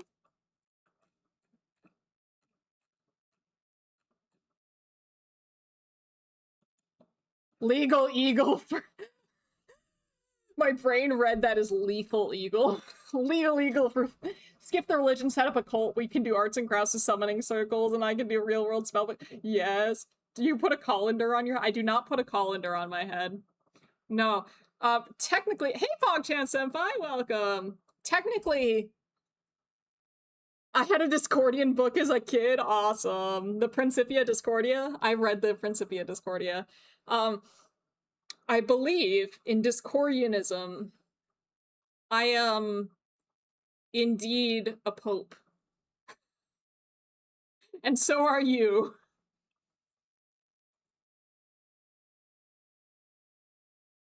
Everyone is a pope, exactly. And therefore, I suppose I am a form of religious figure on the same level as literally everybody else, according to Discordianism. Pope Mylan, yes. Oh, man. I think Discordianism is really funny and interesting. It's an interesting thing. I don't think I can be a true Discordian, though, because I do statistics, and I feel like statistics is kind of antithetical to the whole premise of Discordianism.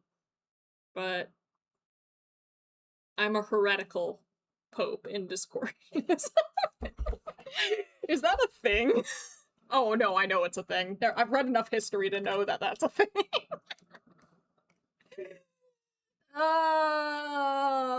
What was I doing? Discordianism is the gateway drug to chaos magic, which is the gate to 13. I've read up on chaos magic too. Not gonna lie, I don't think I've read up on 30, but I've read up on Discordianism, and I've read the Principia Discordia, and I have absolutely read up on chaos magic. Fun times. Fun times. Oh. Okay, what else was I doing? Right, restriction of range. Maybe I'll just make a custom graph for restriction of range. Discordian schism between the Church of Statistics and the Church of Please Don't Make Us Do. Well, see, one of the problems is the basic premise of Discordianism, if I recall correctly, is something along the lines of everything is chaos. Just like everything is... chaos is chaos, right? Or something like that. The world is chaos. Something stats aren't math. Three core principles. I believe that's reconcilable with statistics. I mean, statistics does have the concept of error, which I believe is chaos, but like, okay. The pentabarf. The 5 rules of Discordianism. 1. There is no goddess but goddess, and she is your goddess. There is no Arisian movement but the Arisian movement, and it is the Arisian movement, and every golden apple core is the beloved home of a golden worm. 2. A Discordian shall always use the official Discordian document numbering system. I don't know what that is. I forgot what that is. 3 is Discordian is required during his early elimination to go off alone and partake joyously of a hot dog on a Friday. This is devotive ceremony to remonstrate against the popular paganism of the day, of Catholic Christendom, no meat on Friday, of Judaism, no meat of pork, and Hindic peoples, no meat of beef, of Buddhists, no meat of animal, and Discordians, no hot dog buns. 4. A Discordian shall partake of no hot dog buns, or such was the souls of our goddess when she was confronted with the original snub. And 5. A Discordian is prohibited from believing what he reads. Presumably this includes the other 4. This is just the flying spaghetti monster thing, but for the atheist who got bored of materialism.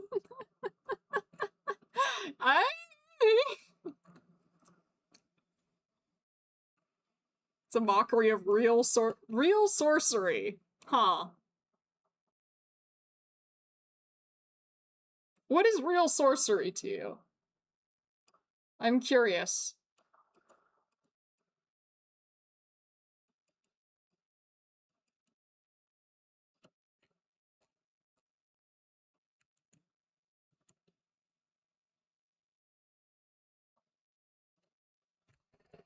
All right. It's founded on the Greek myth of the whole Troy apple thing. That's the original snub, right?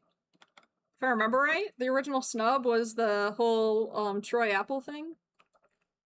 Flying spaghetti monster is such sorcery. Yeah. The Discordian name event for the events leading up to the judgment of Paris, although some more focus is put on the actions of Eris. Zeus believed that Eris is a troublemaker, so he does not invite her to Peleus and Thestis' wedding. Having been snubbed, Eris creates a golden apple with the word Glisti for the prettiest inscribed upon it. This, the apple of discord, is a notable symbol in Discordianism and is included in the sacred cow, was traditionally described as being made of gold. Apple time, indeed. Real sorcery would be a cult, but this is not the stream for that. This is... That's one of those things where, like, I think... Yeah, there's complicated things. Okay. Exam score. I mean, if Mormons can call themselves Christians, the statisticians can call themselves oh my god. Okay, I think we're getting a little spicy here. We're gonna reel it back. We're gonna reel it back a little bit. Reel it back. I think the thing, though, is if Discordianism rests on the assumption that everything is chaos and there is no order, and the basic assumption of science as a whole is that there is some form of order to the world, and it's not just pure chaos, those two things may be incompatible. However, the fifth rule of Discordianism is not to believe anything that you read, and I'm assuming that also applies to the rules of Discordianism and the premises of Discordianism, and therefore, this is fine. Yeah, I'm a little scared of them, Astral, I'm not gonna lie. It's fine. Okay, so exam score and hours of sleep. This is an example I like to use a lot. I'm a big advocate for sleep, even if my cat is not. He's sleeping right now. He has an intense double standard on sleep. My cat is allowed to sleep as much as he wants. I am not allowed to sleep, though. This is according to the kitty. All right, exam score, let's write some Excel code. Rand between 95 and 100. And then hours of sleep equals Rand between 0 and 10, let's say. Super hot take, quantum physics is physicalist, not materialist. I don't know I don't know much about quantum physics, so I'm gonna refrain from thoughts. Mr. Kitty Kimchi eep. It's true, Mr. Kimchi do eep. He eep very effectively. Is so eeper of heaper. Yes, why do I keep getting ads offering to send me a Book of Mormon? Anyway. Many things are happening out in the world. Oh, sleep is so important. I think everybody should sleep more than they currently are. I think everybody needs to sleep a lot. All right.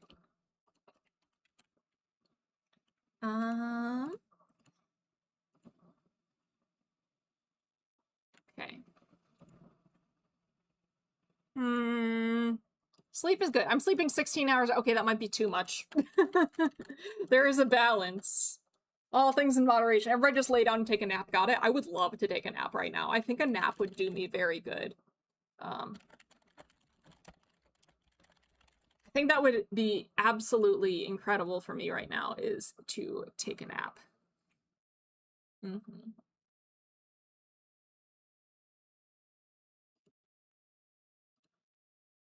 I would love to take a nap. Can it be nap time now? I would love to take a nap. Oh my god, a nap would be incredible. I slept 14 billion years before I was born. I have a good backlog. Jealous. Jealous. I want to take a nap. I want to take a nap. I think I could take a nap. It will be good naps. A nap is the friendship for napping time. All of the naps in the world. And the naps. Mr. Kitty is taking naps. We could also take a nap. I don't nap because I'm too powerful for naps. It's the strength and love of the nap. What? Bobo! Bobo is doing things. Just BRB stream and take a nap with Mr. Kitty. The second I try and sleep, he will determine that I am not allowed to sleep. This is how it goes. It took me a bit, but there, yeah, I am now... Can I... If I do this, and then I do this, and then I can show you what Bobo has wrought. What has Bobo done? Bobo has created this. It is I! It is I! It's beautiful. Thank you, Bobo. Thank you, Bobo. It's glorious. The mope. It is I, the mope. Oh, that's so good. The mope. I am the mope. I'm putting the mope down here. There we go. Now everyone can see the mope all the time. That is very nice. That's very clean. The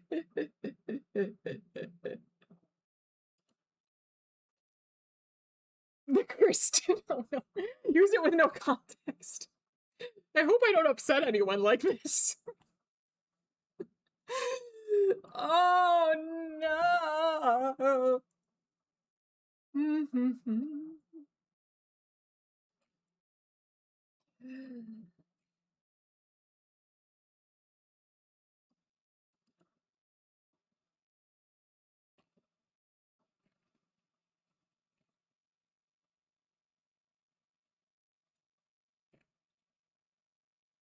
This tournament, corner kick goal. What? It's your chance to win a car. Just post hashtag ads, hashtag sweepstakes on I X hate and tag autoplay ads. That should be illegal. Is that not illegal? Is it not illegal to autoplay sounds these days? I feel like it should be. I don't like life. No, I like life. What am I? Wow, I'm doing great. Everything's fine. I am so brain. I'm so brain.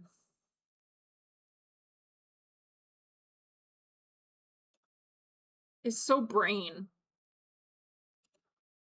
With 10 out of 10 English, I will have you know that I can speak English. Not well, but I can do it.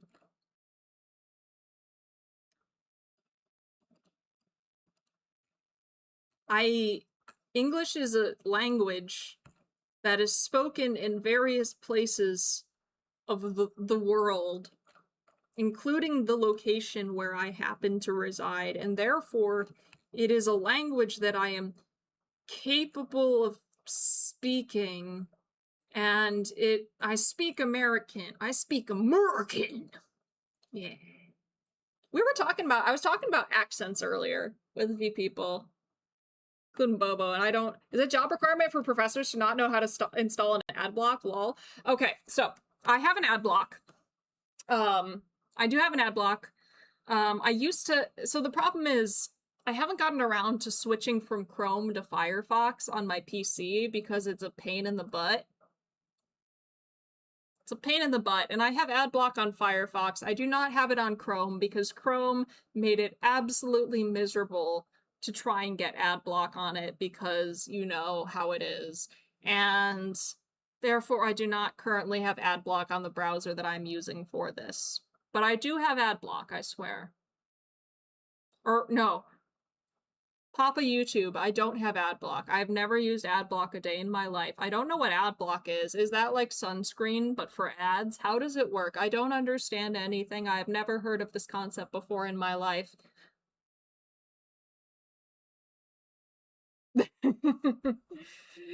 Ah. Ah. What is an ad and why would I block it? That's a great question. I don't know. What's an ad? I just assume everybody is telling the truth all the time. You know? You know? This is true and just and so very smart. And I'm just saying things now. It's a problem. I am. What is. I don't. Oh, Mr. Kitty, save me from my brain shutting down one neuron at a time. I'm running out of neurons. It is not conducive to anything. I am but an egg. I am small and made of. Go put your face in the cat's fur. I could do this. It's so hot out though, then I would get cat fur all over my face. And that would be bad. That would be very silly if I were to do such a thing.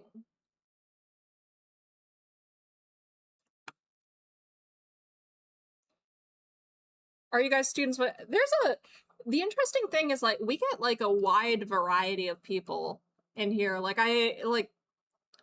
sometimes I don't know. I don't have too many analytics because I don't have like a super big channel or anything, but the average age of the people in my audience is between 25 and 30, I think, or the modal age is between, what was it? Let me look at my analytics again. Sometimes it shows me, sometimes it doesn't. Yeah, the modal age of my audience is between 25 and 34. There are people below that. There are people above that. Yeah, third year uni going to fourth. I've been saying I need to sign up for uni. Yeah, there's like, we have some people who haven't been to university. We have some people who have been to trade schools. We have some people who have graduated from university. I know that there's at least one PhD in the chat. Sometimes we get high school students in the chat. Like the variability, I think the average person is roughly like, I don't know. But yeah, there's a wide variety of levels of expertise and things like that in there. It's pretty cool. A lot of the people who are currently in chat don't actually study psychology, I believe. And that's okay. Pretty much everybody's allowed to talk to the cryptid. It's true. You can talk to me. I would prefer that everybody who's talking to me is at least 18, because that's more comfortable. But everybody can talk to me. Where is the... I would like this to go from... I watch you in side area, which is close enough. Fair enough! Fair enough! I knew we need to get around to doing another lecture series. I have my bachelor's in electrical, so that's much closer. Nice! Can you help me with my physics? Okay, so one of the rules is we do not ask for homework help. Do I have that in my rules? I should. I know it's in, like, rules on various Discord servers for people in the group. I don't know if I have that as, like, a rule for this stream, though.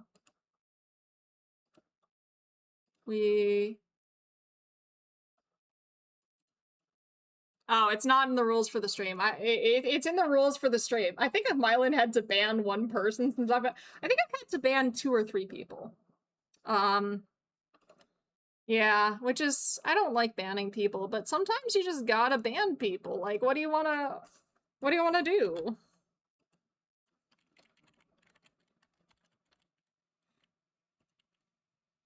What are you gonna do? Sometimes it just has to happen. I've forgotten 95% of it. No homework help. No homework help in this household, okay? No, we don't do the homework help in here. All right, I am also British. I have no idea what a physics 1 is. All right, I want a trend line, a linear trend line. Did I successfully add a trend line? Art shillers? I haven't had to ban art shillers in my own chat. I did tell a person, I did manage to get art shillers banned from somebody else's chat.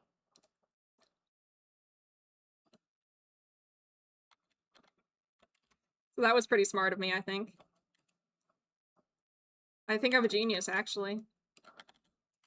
Based? Yeah, I'm so based. What do you, like, I'm so good at this. I'm so smart and what am I? Yeah, I don't, art Schillers bother me.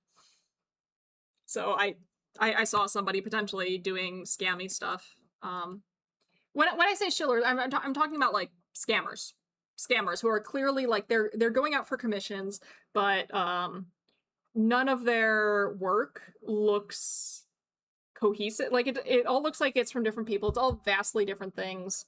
Um, they're all doing like yeah, it is just clearly not them doing it. They don't have a portfolio or anything like that. It's just all very sketchy. You know, like that is sus. They're like advertising a different thing every other day. They're commissioning using AI art. Yeah, that kind of stuff. R.I.P. Kinguin, yes. Technically it's not a rule, so in my defense I'm not bannable yet. Yeah, you know, you're all right. You're all right so far. But I am going to say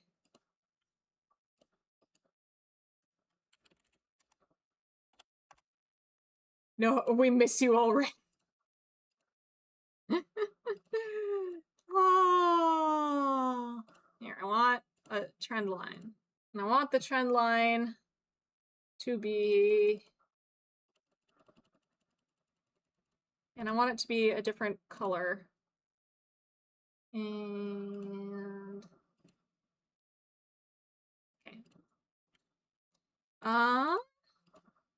Why is Excel so bad about putting axis titles?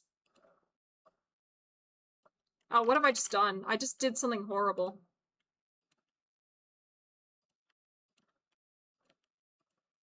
Honestly, I think this is the first time I'm reading the rules. That's fair. I don't even remember what the rules all are, to be honest. It's like, what? There's be respectful, there's don't spread misinformation. What are my rules?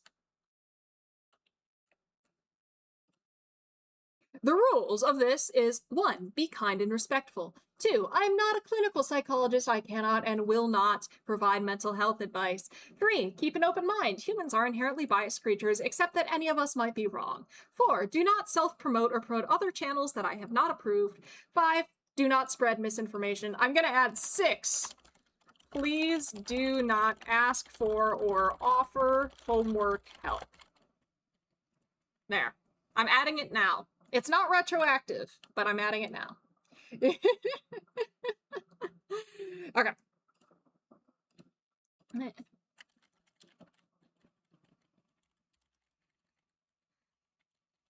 The correlation may look very different with or without the full range. Depending on the full range. Y'all are causing trouble. I hear you. I see you causing trouble. I don't hear you. I see you causing trouble. I am very...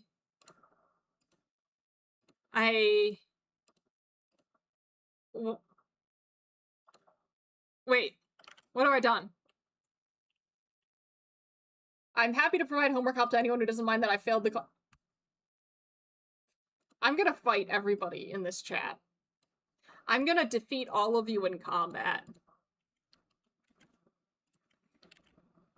I'm gonna do it, and I'm gonna win, and you're all gonna scream and cry like little babies.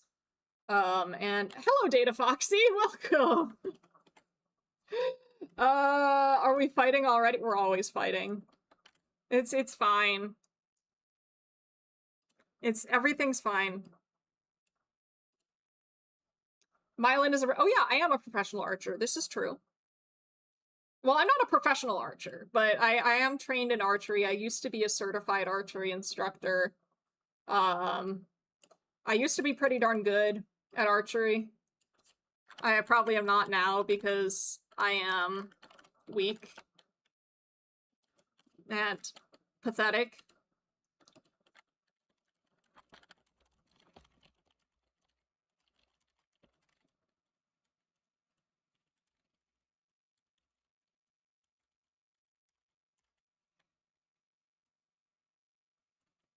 I don't know what I'm talking about. I think though I am just so full of rage that like if you wanted to fight me, I would like if you upset me and then I requested a fight, I would be full of exactly enough rage to win the battle. Yes, I have great faith in my abilities. One might call me almost one might say I almost have delusional faith or something. I'm too sleep deprived for this. What have I done? An inspiring speech. This is the best speech ever given, and it is being delivered in a very good way as well. My delivery cannot be objected to, and my diction and my lack of stuttering and my preparedness and my script are all absolutely top notch. I would win a competition for best speech. They should put me on a stage and I will deliver a speech that will resolve all conflict in the world, and I will save the universe from conflict forevermore, and my speech will have all of the creatures and the animals in the world coming to visit me. I will appear as a Disney princess with birds simply landing on me and singing along to my beautiful speech, and I will make millions of monies and stuff. They're going to put my speech on all the major platforms, and Spotify will give me $100 for every stream as opposed to like a third of a cent, and I will go down in history as the best speaker in the world. Thank you. That felt so wrong. Guys, what are you gonna do? Do not help me with my homework. I would certainly not want you to help me figure out PDs and textbook here, page here. Clap. Thank you, Data Foxy. Thank you.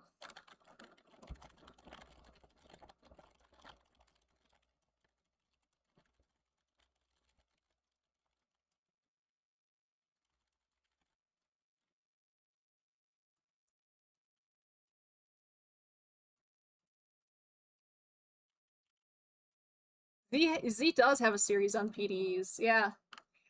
So yeah, Z, Syzygy Altair. Do I know how to do this? How do I... So I'm in a group called V-Theorem. V-Theorem is this incredible, amazing group of educational VTubers. And one of our members, the one who's in the same generation as me, is Syzygy Altair. Syzygy Altair is incredible, and she has a whole, like, I think she has like a playlist or something where she goes and walks you through PDEs. I don't even know what a PDE is. Yeah, Z's PDEs. She has four. She has 4 videos. They're like 20 to 30 minutes each, where she walks you through PDEs. And Z is great. She's awesome. So if you're having trouble with PDEs, I haven't watched it myself. Partial differential equation, I think so. I barely even know what that stands for. But yeah. Those videos might be able to help. Mm-hmm.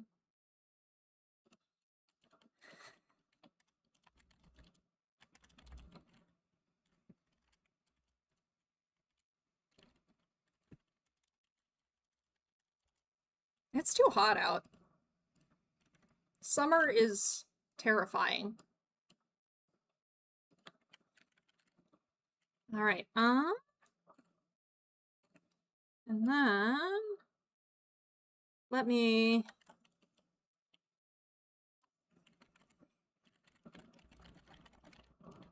time to go swimming. I actually went swimming for the first time in I don't know how long. I haven't been swimming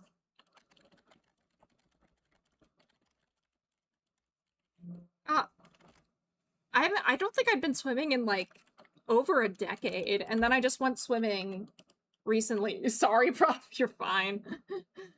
Um, yeah, I hadn't been swimming in over a decade, and I went swimming again recently, and it was really nice. It was so much fun. It was so nice and refreshing. I kind of want to go swimming, but also I am afraid of going swimming because if I go swimming, then who knows what will happen. Is there a way to refresh this chart? Like refresh the data? Summer's stressful. The only thing I like about summer is the fruit. Fruit is great. I do love fruit. Fruit is everything to me. I know what will happen. What's gonna happen? Wait, what's happening? Can I... Oh, there's my problem. You will befriend an otter. I wish to befriend an otter. Actually, I've heard that otters are actually really mean. I've heard otters can be incredibly terrifying, actually. And I fear them. Wait, what?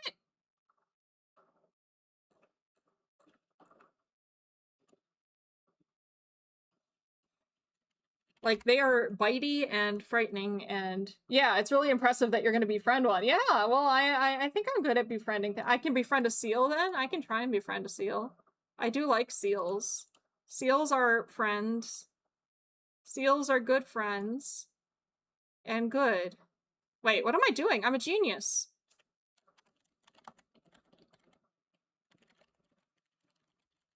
Zero and... Let's say... If I just do this...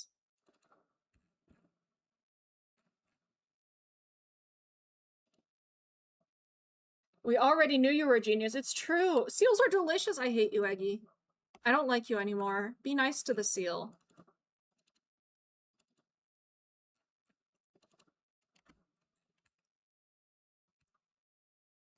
This is why the Pope is my... I'm just a little guy. What can I say? Be nice to the creatures.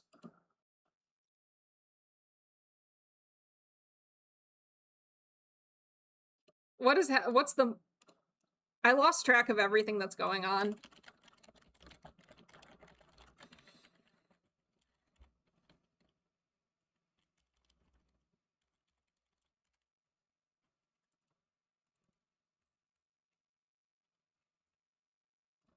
And this can be...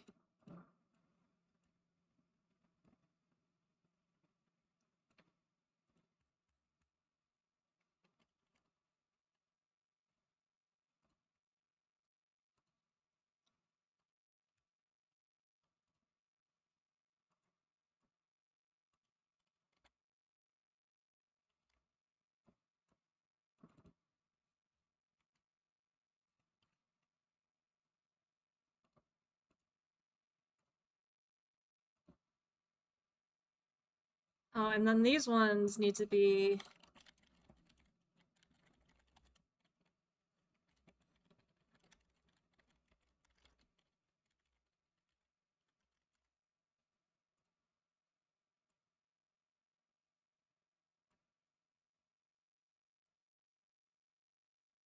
VTubers VTubers have some really awkward names. I think all VTuber names are just kind of awkward, you know? I think that's just kind of how it is. I don't know how else to put it. It's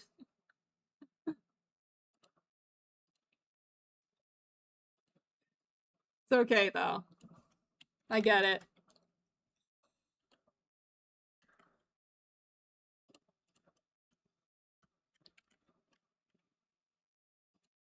Nepenthes VT isn't too awkward. Oh, that's fair.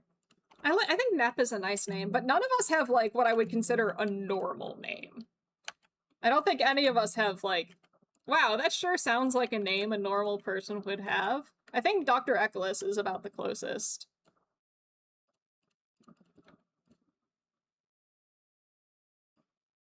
Mine definitely isn't normal.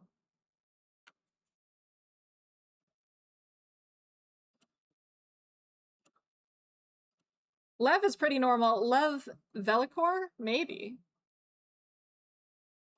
That could be normal-ish. Brain Sheath Moth. This is indeed what my name means. Brain Sheath Moth. Or neuron sheath, and then a specific species of moth. Akamon, yeah. Lev has a great name for a dragon. I agree. I think Dr. Echolas, though, has the most normal name. Though I don't know what Echolas comes from, because if you search Echolas, if I search Echolas, all I find is Dr. Echolas. I think. I see some other people, I think. Does Echolas mean something, though, is what I want to know. The latest guy differentiate with an 8. I mean, it's something like Waluigi or something. Oh, do you mean it differentiates the name of the generation? They picked it. They had some interesting reasons. Side area is short and at least easy. This is true. This is true. One second. I need. Maybe it's written backwards. Suleke? Maybe. I don't know. I'll have to ask him one day. I work with recruiters in HR and I've seen so many wild names. One person has the name Harley Quinn. Oh, I love that. Google Translate says it's Indonesian for Echolas. Oh, this is good to know. I'll ask him one day. One day, I will ask him, what's up with your name? Or what is your name? Or what does your name mean? And maybe he will tell me. The differentiate was the generation, not a specific person. Yeah. Mm-hmm.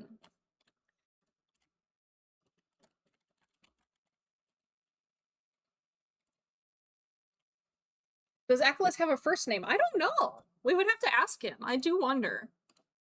Do you think Dr. Echolas would tell us if he had a first name?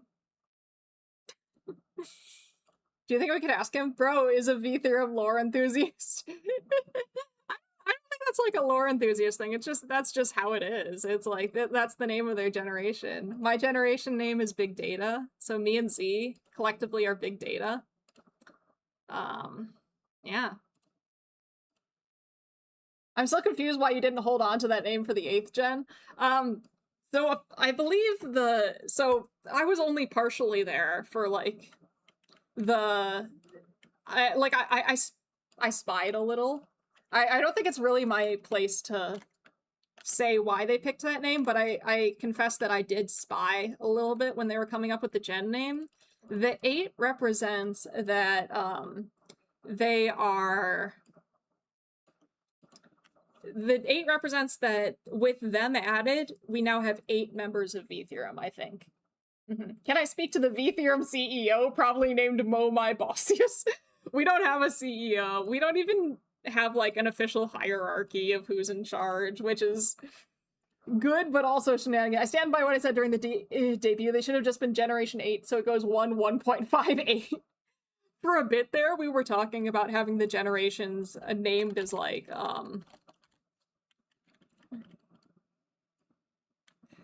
named after, like, we're planning on doing them as all like scientific numbers, but we never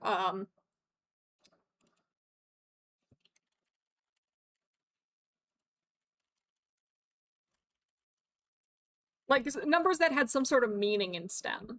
But we'd already kind of ruined that with 1.5. We couldn't find a good thing that corresponded directly to 1.5. There were like things, but like, and then we just figured that would get kind of weird. I did think it would have been funny if it was like 1, 1.5, 1.75, and we just kept getting closer and closer to 2, but never quite reaching it. But that didn't end up happening. I think we decided that names would be better, so now Gen 1 is actually Gen Origin, and Gen 1.5 is Big Data, and Gen 2 is Differentiate.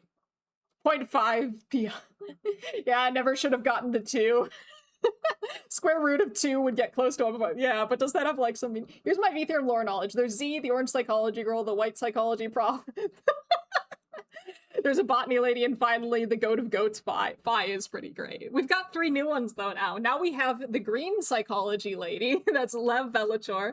We have Dr. Ekelis, who is the guy who's wearing a lab coat. And then we have Poisson Invariance, who does the math stuff. Yes. Generation Asymptote. Yes. Asymptotic generations would have been funny. I agree. But people there were a lot of like, why are you 1.5? And I'm like, that's a big long explanation for something that I wasn't actually really there for the decision of. Like, it was decided that we were 1.5 before we joined. It was like, I don't know. I don't have the brain for any of this right now.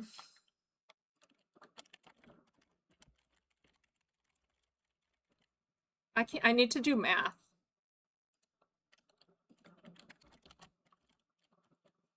What is, okay.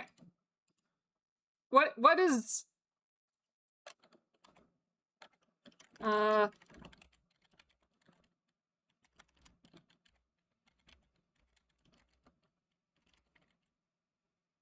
needs a Dr. Pepper stat. That's true. I haven't had my Dr. Pepper for the day yet. I haven't had the Dr. Pepper for the day yet. Oh, Maury's mother has approved me having as much Dr. Pepper as I want. And I think that means that I can appeal to the higher power of Maury's mother and say I can drink however much Dr. Pepper I want. Right? God, I am so brain dead. I only have 16 slides for this lecture. That doesn't feel like enough, but I think I've covered everything that I wanted to. Based on Maury mom, right? Maury's mom is based.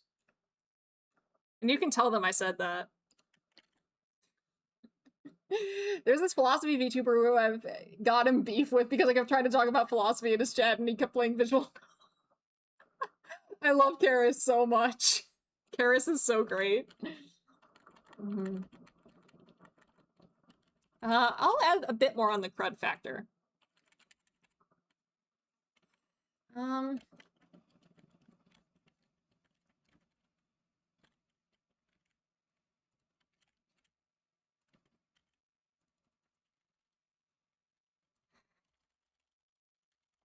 Dr. Pepper stat. As of 2024, Dr. Pepper is the second best-selling carbonated soft drink in the US. That's kind of wild, because it's a lot harder to find, as opposed to, like, Coke and Pepsi. It, like, you know, I was doing a lot of traveling last year, and one of the things I did when I was traveling was I would explore the entire airport, and I was in some pretty large airports, but I would have to trek throughout an entire terminal in these airports to find, like, you know, there's a million food shops, but there's only one that has any Dr. Pepper. I would go to the other side of the terminal to the one shop that had Dr. Pepper to get it.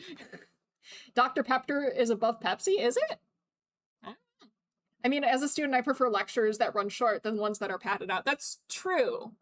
But it feels awkward when, like, I will get students sometimes who, like, let's say I have a couple of short lectures in a row where I let the class out early, and I will get students who will get upset with me.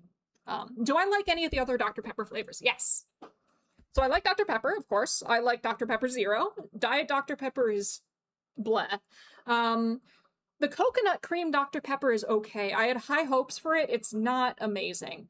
The cream Dr. Pepper, the cream soda Dr. Pepper, or like whatever they call it, is really good. The strawberry cream Dr. Pepper is pretty good. The blackberry Dr. Pepper is okay. But yeah, I think cherry Dr. Pepper, of course, is quite good. Yes. Yeah. So cherry so I think my ranking is like the cream soda Dr. Pepper is the best. The strawberries and cream is really good. It's classic Dr. Pepper is in there.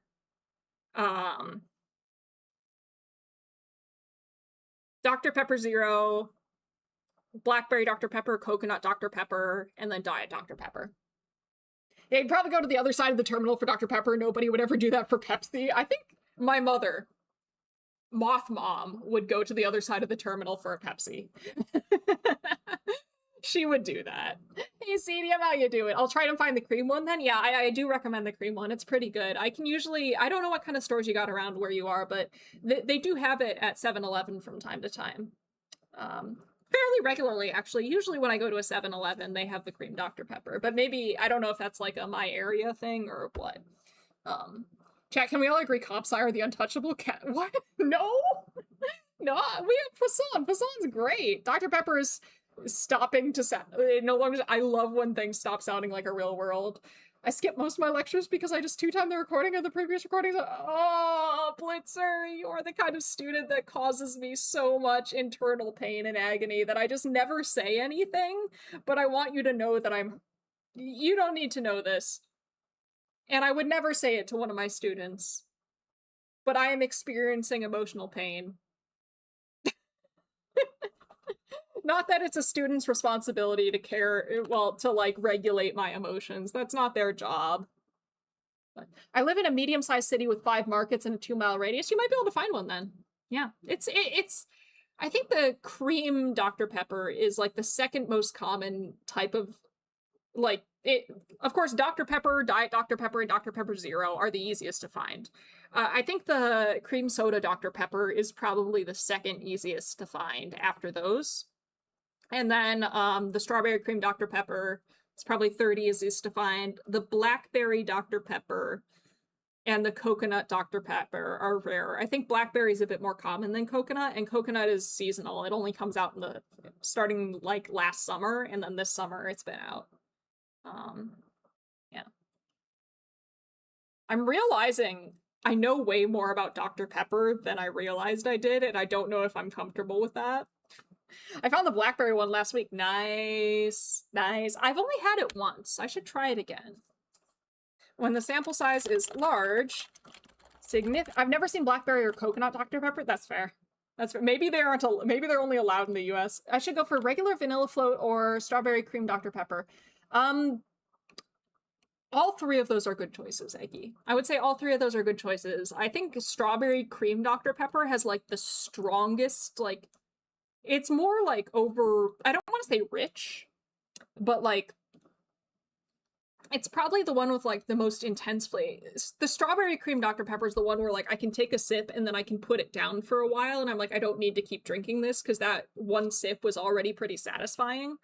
So like if you're looking for something where you can like portion it out, that's still enjoyable, I'd go for the strawberry cream. Regular is really good, of course, but it's kind of it's not gonna like overwhelm you. And then like the vanilla cream somewhere in the middle. It's still weird to me that the taste of Dr. Pepper is supposed to be the smell of a soda shop.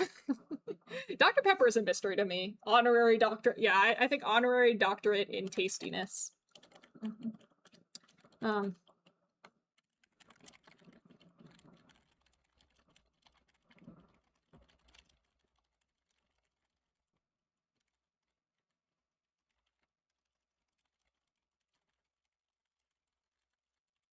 They don't sell Dr. Pepper in stores here. You have to buy online. Oh, that's a shame.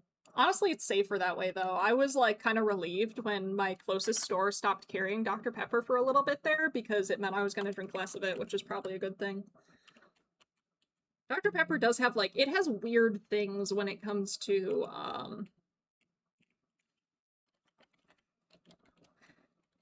there's, like, it's got weird distribution stuff, I think. Like, you might notice that when you're buying Dr. Pepper, there are different bottle shapes for Dr. Pepper.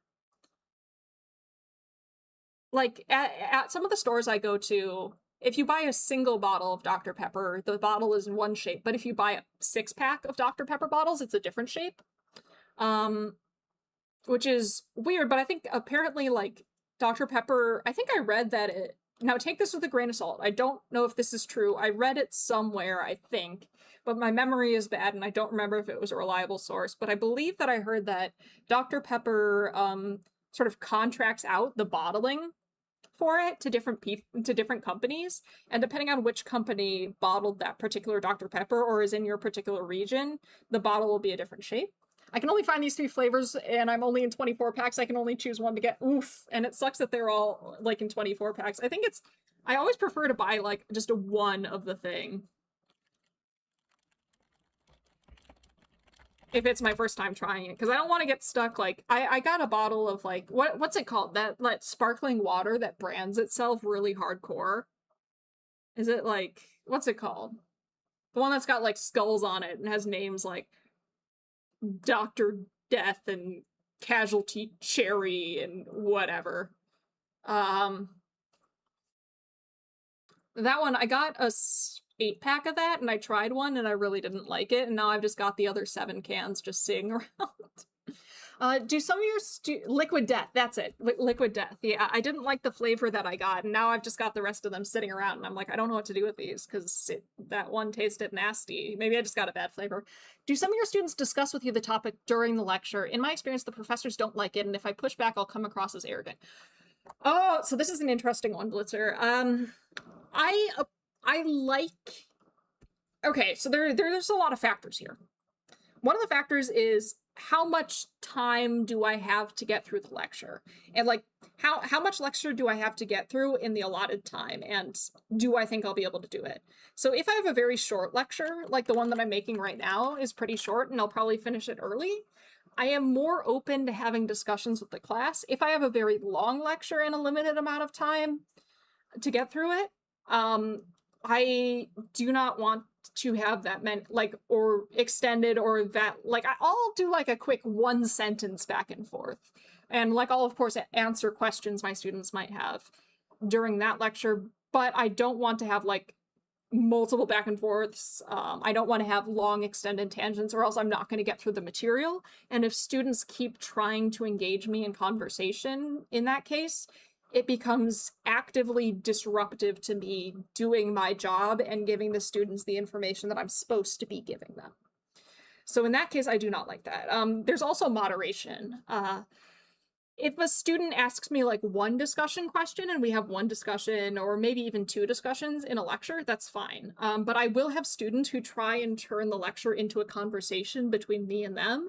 And I am not okay with that, because 1, it's taking up time that I could be using to teach, and 2, that's only 1 student out of maybe I have 100 students in the entire class, and now that student is monopolizing the entire class time, and they're going off on a topic that may be very useful or interesting to them, but now the other 100 students in the classroom, they are now sort of a captive audience to this conversation. If you want to discuss a topic with a professor, I would do it before or after lecture or during office hours. I do not mind short questions, especially on days when I have a shorter lecture, but the problem is sometimes students will get very enthusiastic, and like I appreciate that they're enthusiastic and they're interested in the topic and they want to talk about it. I think that's great, but there is absolutely a certain point that it becomes disruptive to the class and prevents me from doing my job and prevents the other students from learning. And I can't just cater to 1 student during a lecture. My job is to teach all of the students in that room. And if 1 student is trying to have discussions with me during the lecture, they are preventing me from doing my job, and they are depriving the other 100 students of that education during that time. Yeah, there's a balance to it. It depends on how in-depth. All of this is true. Like, should we stop trying to engage you in conversation? Stream is different, because Stream doesn't have a time limit, and like it's easier for me during Stream to like, because you aren't talking out loud, I can look and say, okay, I want to address this comment now. I want to address this comment now. And when you say something in chat, I can just ignore it or I can put it off.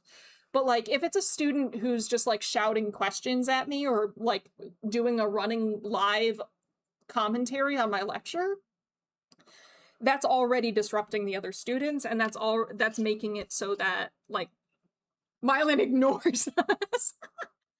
And I think the problem is I don't ignore you all enough. That's why I'm always going on tangents. But yeah, I some discussion is okay, but especially if it's during a lecture, that should be kept to a pretty small minimum, especially if there's a lot of material to get through. And it shouldn't be only 1 student who's doing the discussion. They need to leave room for the other students, if they wish to engage in it, to do so as well. So like I don't have like a strict yes or no answer to that, but it's very much a moderation. Like it can happen in moderation, and it should not interfere with my ability to convey information, and it should not interfere with the other student's ability to learn that information, absorb that information, or engage with me as the professor. Does that make sense? I hope that makes sense. Like, it's a balance thing. It's a balance thing. You are not the only student in this room. There are other students as well. And all students should have equal opportunity to do this, while also letting the teacher have an appropriate amount of, like, have enough time to get the information out that they need to get out. Got it. This is office art. Yeah, if you want to have an extended discussion or you want to have a back and forth, I definitely recommend that you do that in office hours as opposed to lecture, because that's really the time where it makes sense. I just came back to, does that make sense? So IDK. Why can't you just assume that everything that I say makes sense? Oh my god, Astral.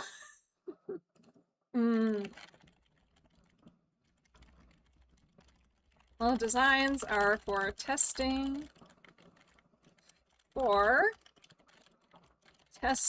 hypotheses about relationships, testing for reliability of measurements over time, and predicting scores on one measure from another. Unfortunately, I like arguing. To be fair to the profs, I usually derail the class the way I derail students in chat. Seriously, though, we'll keep in mind to only argue in office hours things. Yeah, the arguing thing is rough, too. Some profs will be more okay with having a debate with you. Others will be less okay. There's a lot of factors that go into that as well. If you do want to debate with a professor, I think it's... Well, first you want to make sure that they're okay with it, because some people, that will upset them. Other people might be much more open to it. I think it's important that both the professor respects your knowledge, but also you remember that depending on the topic, some topics you might know more than the professor. But if it's like a class-related topic, chances are very high that the professor has a lot more knowledge and experience than you on that topic. And I have had experiences where people, students or family members or people on the internet will say, I know that you have spent the past 10 years of your life studying this, but I think I know more than you. And they will go into the argument on the assumption that they know more than me on a topic that I've dedicated a full decade of my life to, that they have thought about for the first time 5 minutes ago, right? And if you go into the argument with that mindset, no matter how much the other person likes debate, that is not going to be a productive debate. That's not going to be a productive argument. You need to acknowledge the other person's expertise. They need to acknowledge your other expertise, or your expertise, depending on what the topic is and who know, like, what experiences are, what knowledge is flying in there. It can't just be like, I want to show that like, if you go into a debate, and I'm not saying that you do this. I'm not saying that you do this. I have seen people do this. But if you go into an argument or debate assuming that you are categorically correct, or assuming that you know more than the other person, or if you're going into it as like a sport thing, if you're going into the, like, wanting to win the argument as opposed to get to the truth of the matter, I think those are all motives for debates or arguments that are going to end in disaster. And it's going to be like, you know, that thing in The Sims where like the negative signs appear above people's heads? You are going to make a negative impression on that person and that you're talking to. They will not want to engage with you. They will not want to talk with you. They will form a negative impression of you. It's a delicate balance. I think very strongly that you should keep these things in mind if that's a thing that you want to do. And asking somebody that you do not know well, that you are not friends with, to have a debate with you out of the blue or argue with you out of the blue, some people will be receptive to that and be fine with that, as long as you, like, you know, are respectful about it. Other people will find just the act of that disrespectful. Yeah, I don't know. I'm very argumentative, but only with people I see as on my level. So as professors are above it, I am polite and never. I think it's okay to like. Well, interrupting is not ideal, of course, but I do think there are a lot of cases where there's some students who just assume that they are always right, or just like want to say that play devil's advocate or say that I'm wrong for sport or something like that, and like they argue with, I would say, maybe bad intentions is the right way, but like they're not arguing for a productive reason or bringing up points for a productive reason. There are other students though who I think they underestimate their own knowledge. They will just assume that I'm always right, but maybe they know something that I don't.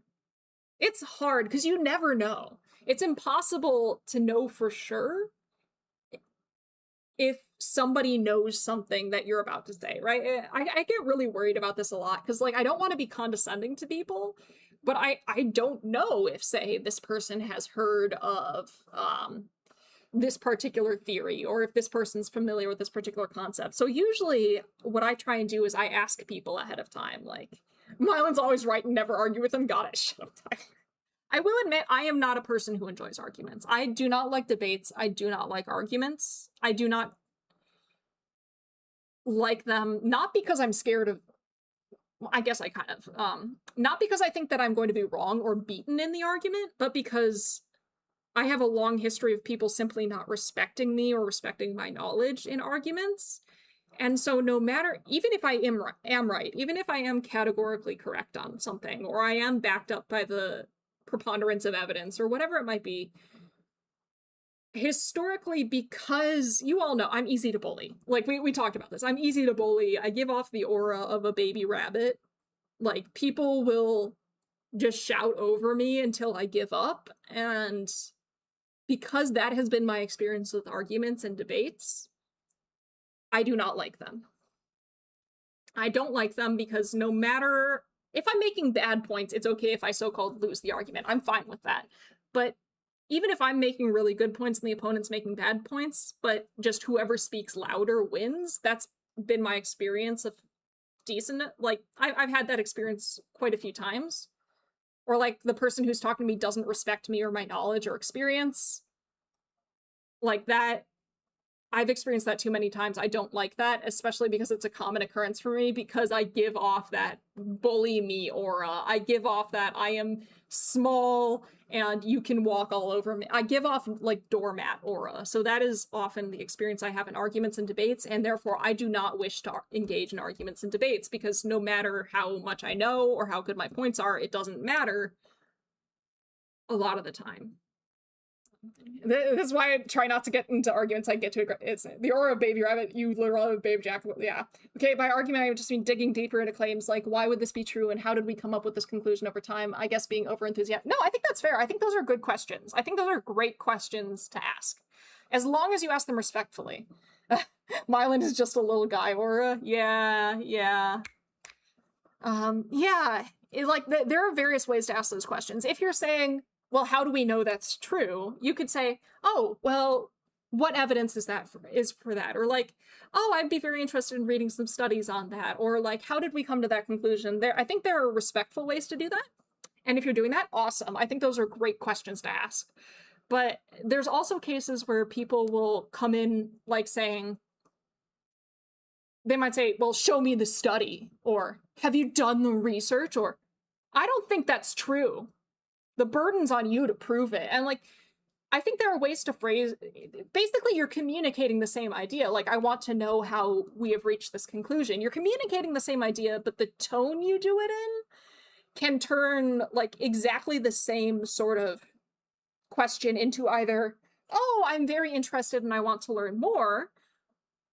It can come off as that, or exactly the same like intention can come off as, I don't respect you, I think you're an idiot, and I think I can prove you wrong, and I think you don't have any evidence, which is, it's tricky. It's tricky. But I do think that those are good questions.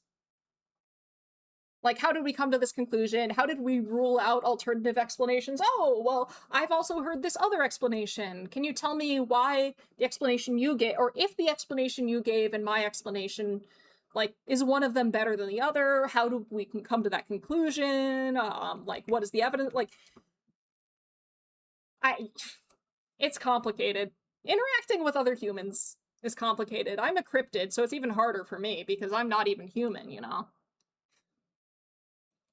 I don't know. It's rough. It, it's hard. And then, you know, different cultures interpret different tones of voice completely differently. So what sounds polite or reasonable to one person, or like upbringing as well, might sound completely unreasonable and impolite to other people. And like everything's a whole thing. Interacting with other people is scary. I was like, okay, correlations cannot establish causation.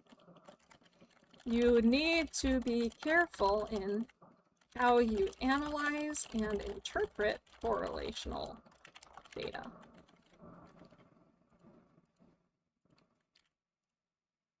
All right, I think that lecture's done for now, so I can call that.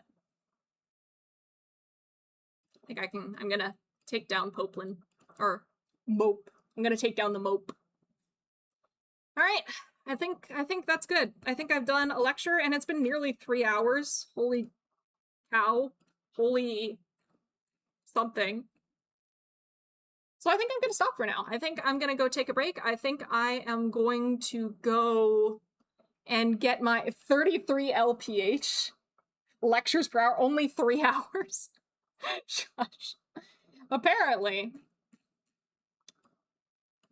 So yeah, I'm gonna go, yeah, I'm gonna go take a break. I'm gonna go drink my Dr. Pepper. Yeah, I'll see. I wonder, I would expect more of these types of streams to pop up just because I have a lot of work to do and I'm having trouble locking down and actually doing it. Admittedly, if I'd done this off stream and was able to lock in, I probably could have done this in 30 minutes as opposed to 3 hours. But I was unable to lock in today, and therefore I think I needed this. So thank you all so much for applying social pressure by watching me work. It is much appreciated. If you were doing work, I hope that you got some decent work done during this. Yeah, I don't know. I don't know if there will be more co-working streams. Hopefully my ability to lock in will come back and I will be able to lock in once again. And then, but I mean, I do like hanging out with y'all. I like hanging out with y'all a lot. So, yeah, maybe we'll be able to hang out more in the future. We'll see. Either way, lock the heck in. I managed 0 words, but how many races did you manage, Astral? That's also a part of it, you know? Because you were working with Umas during this time, right? Yeah.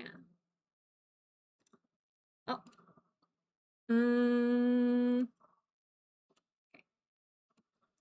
It's true. Yeah, you still got some stuff done. You still got some stuff done. Okay. Anyway, thank you all so very much. Take good care of yourselves. I will see you sometime in the near future for some reason or another. I know that I owe you all several streams, I think.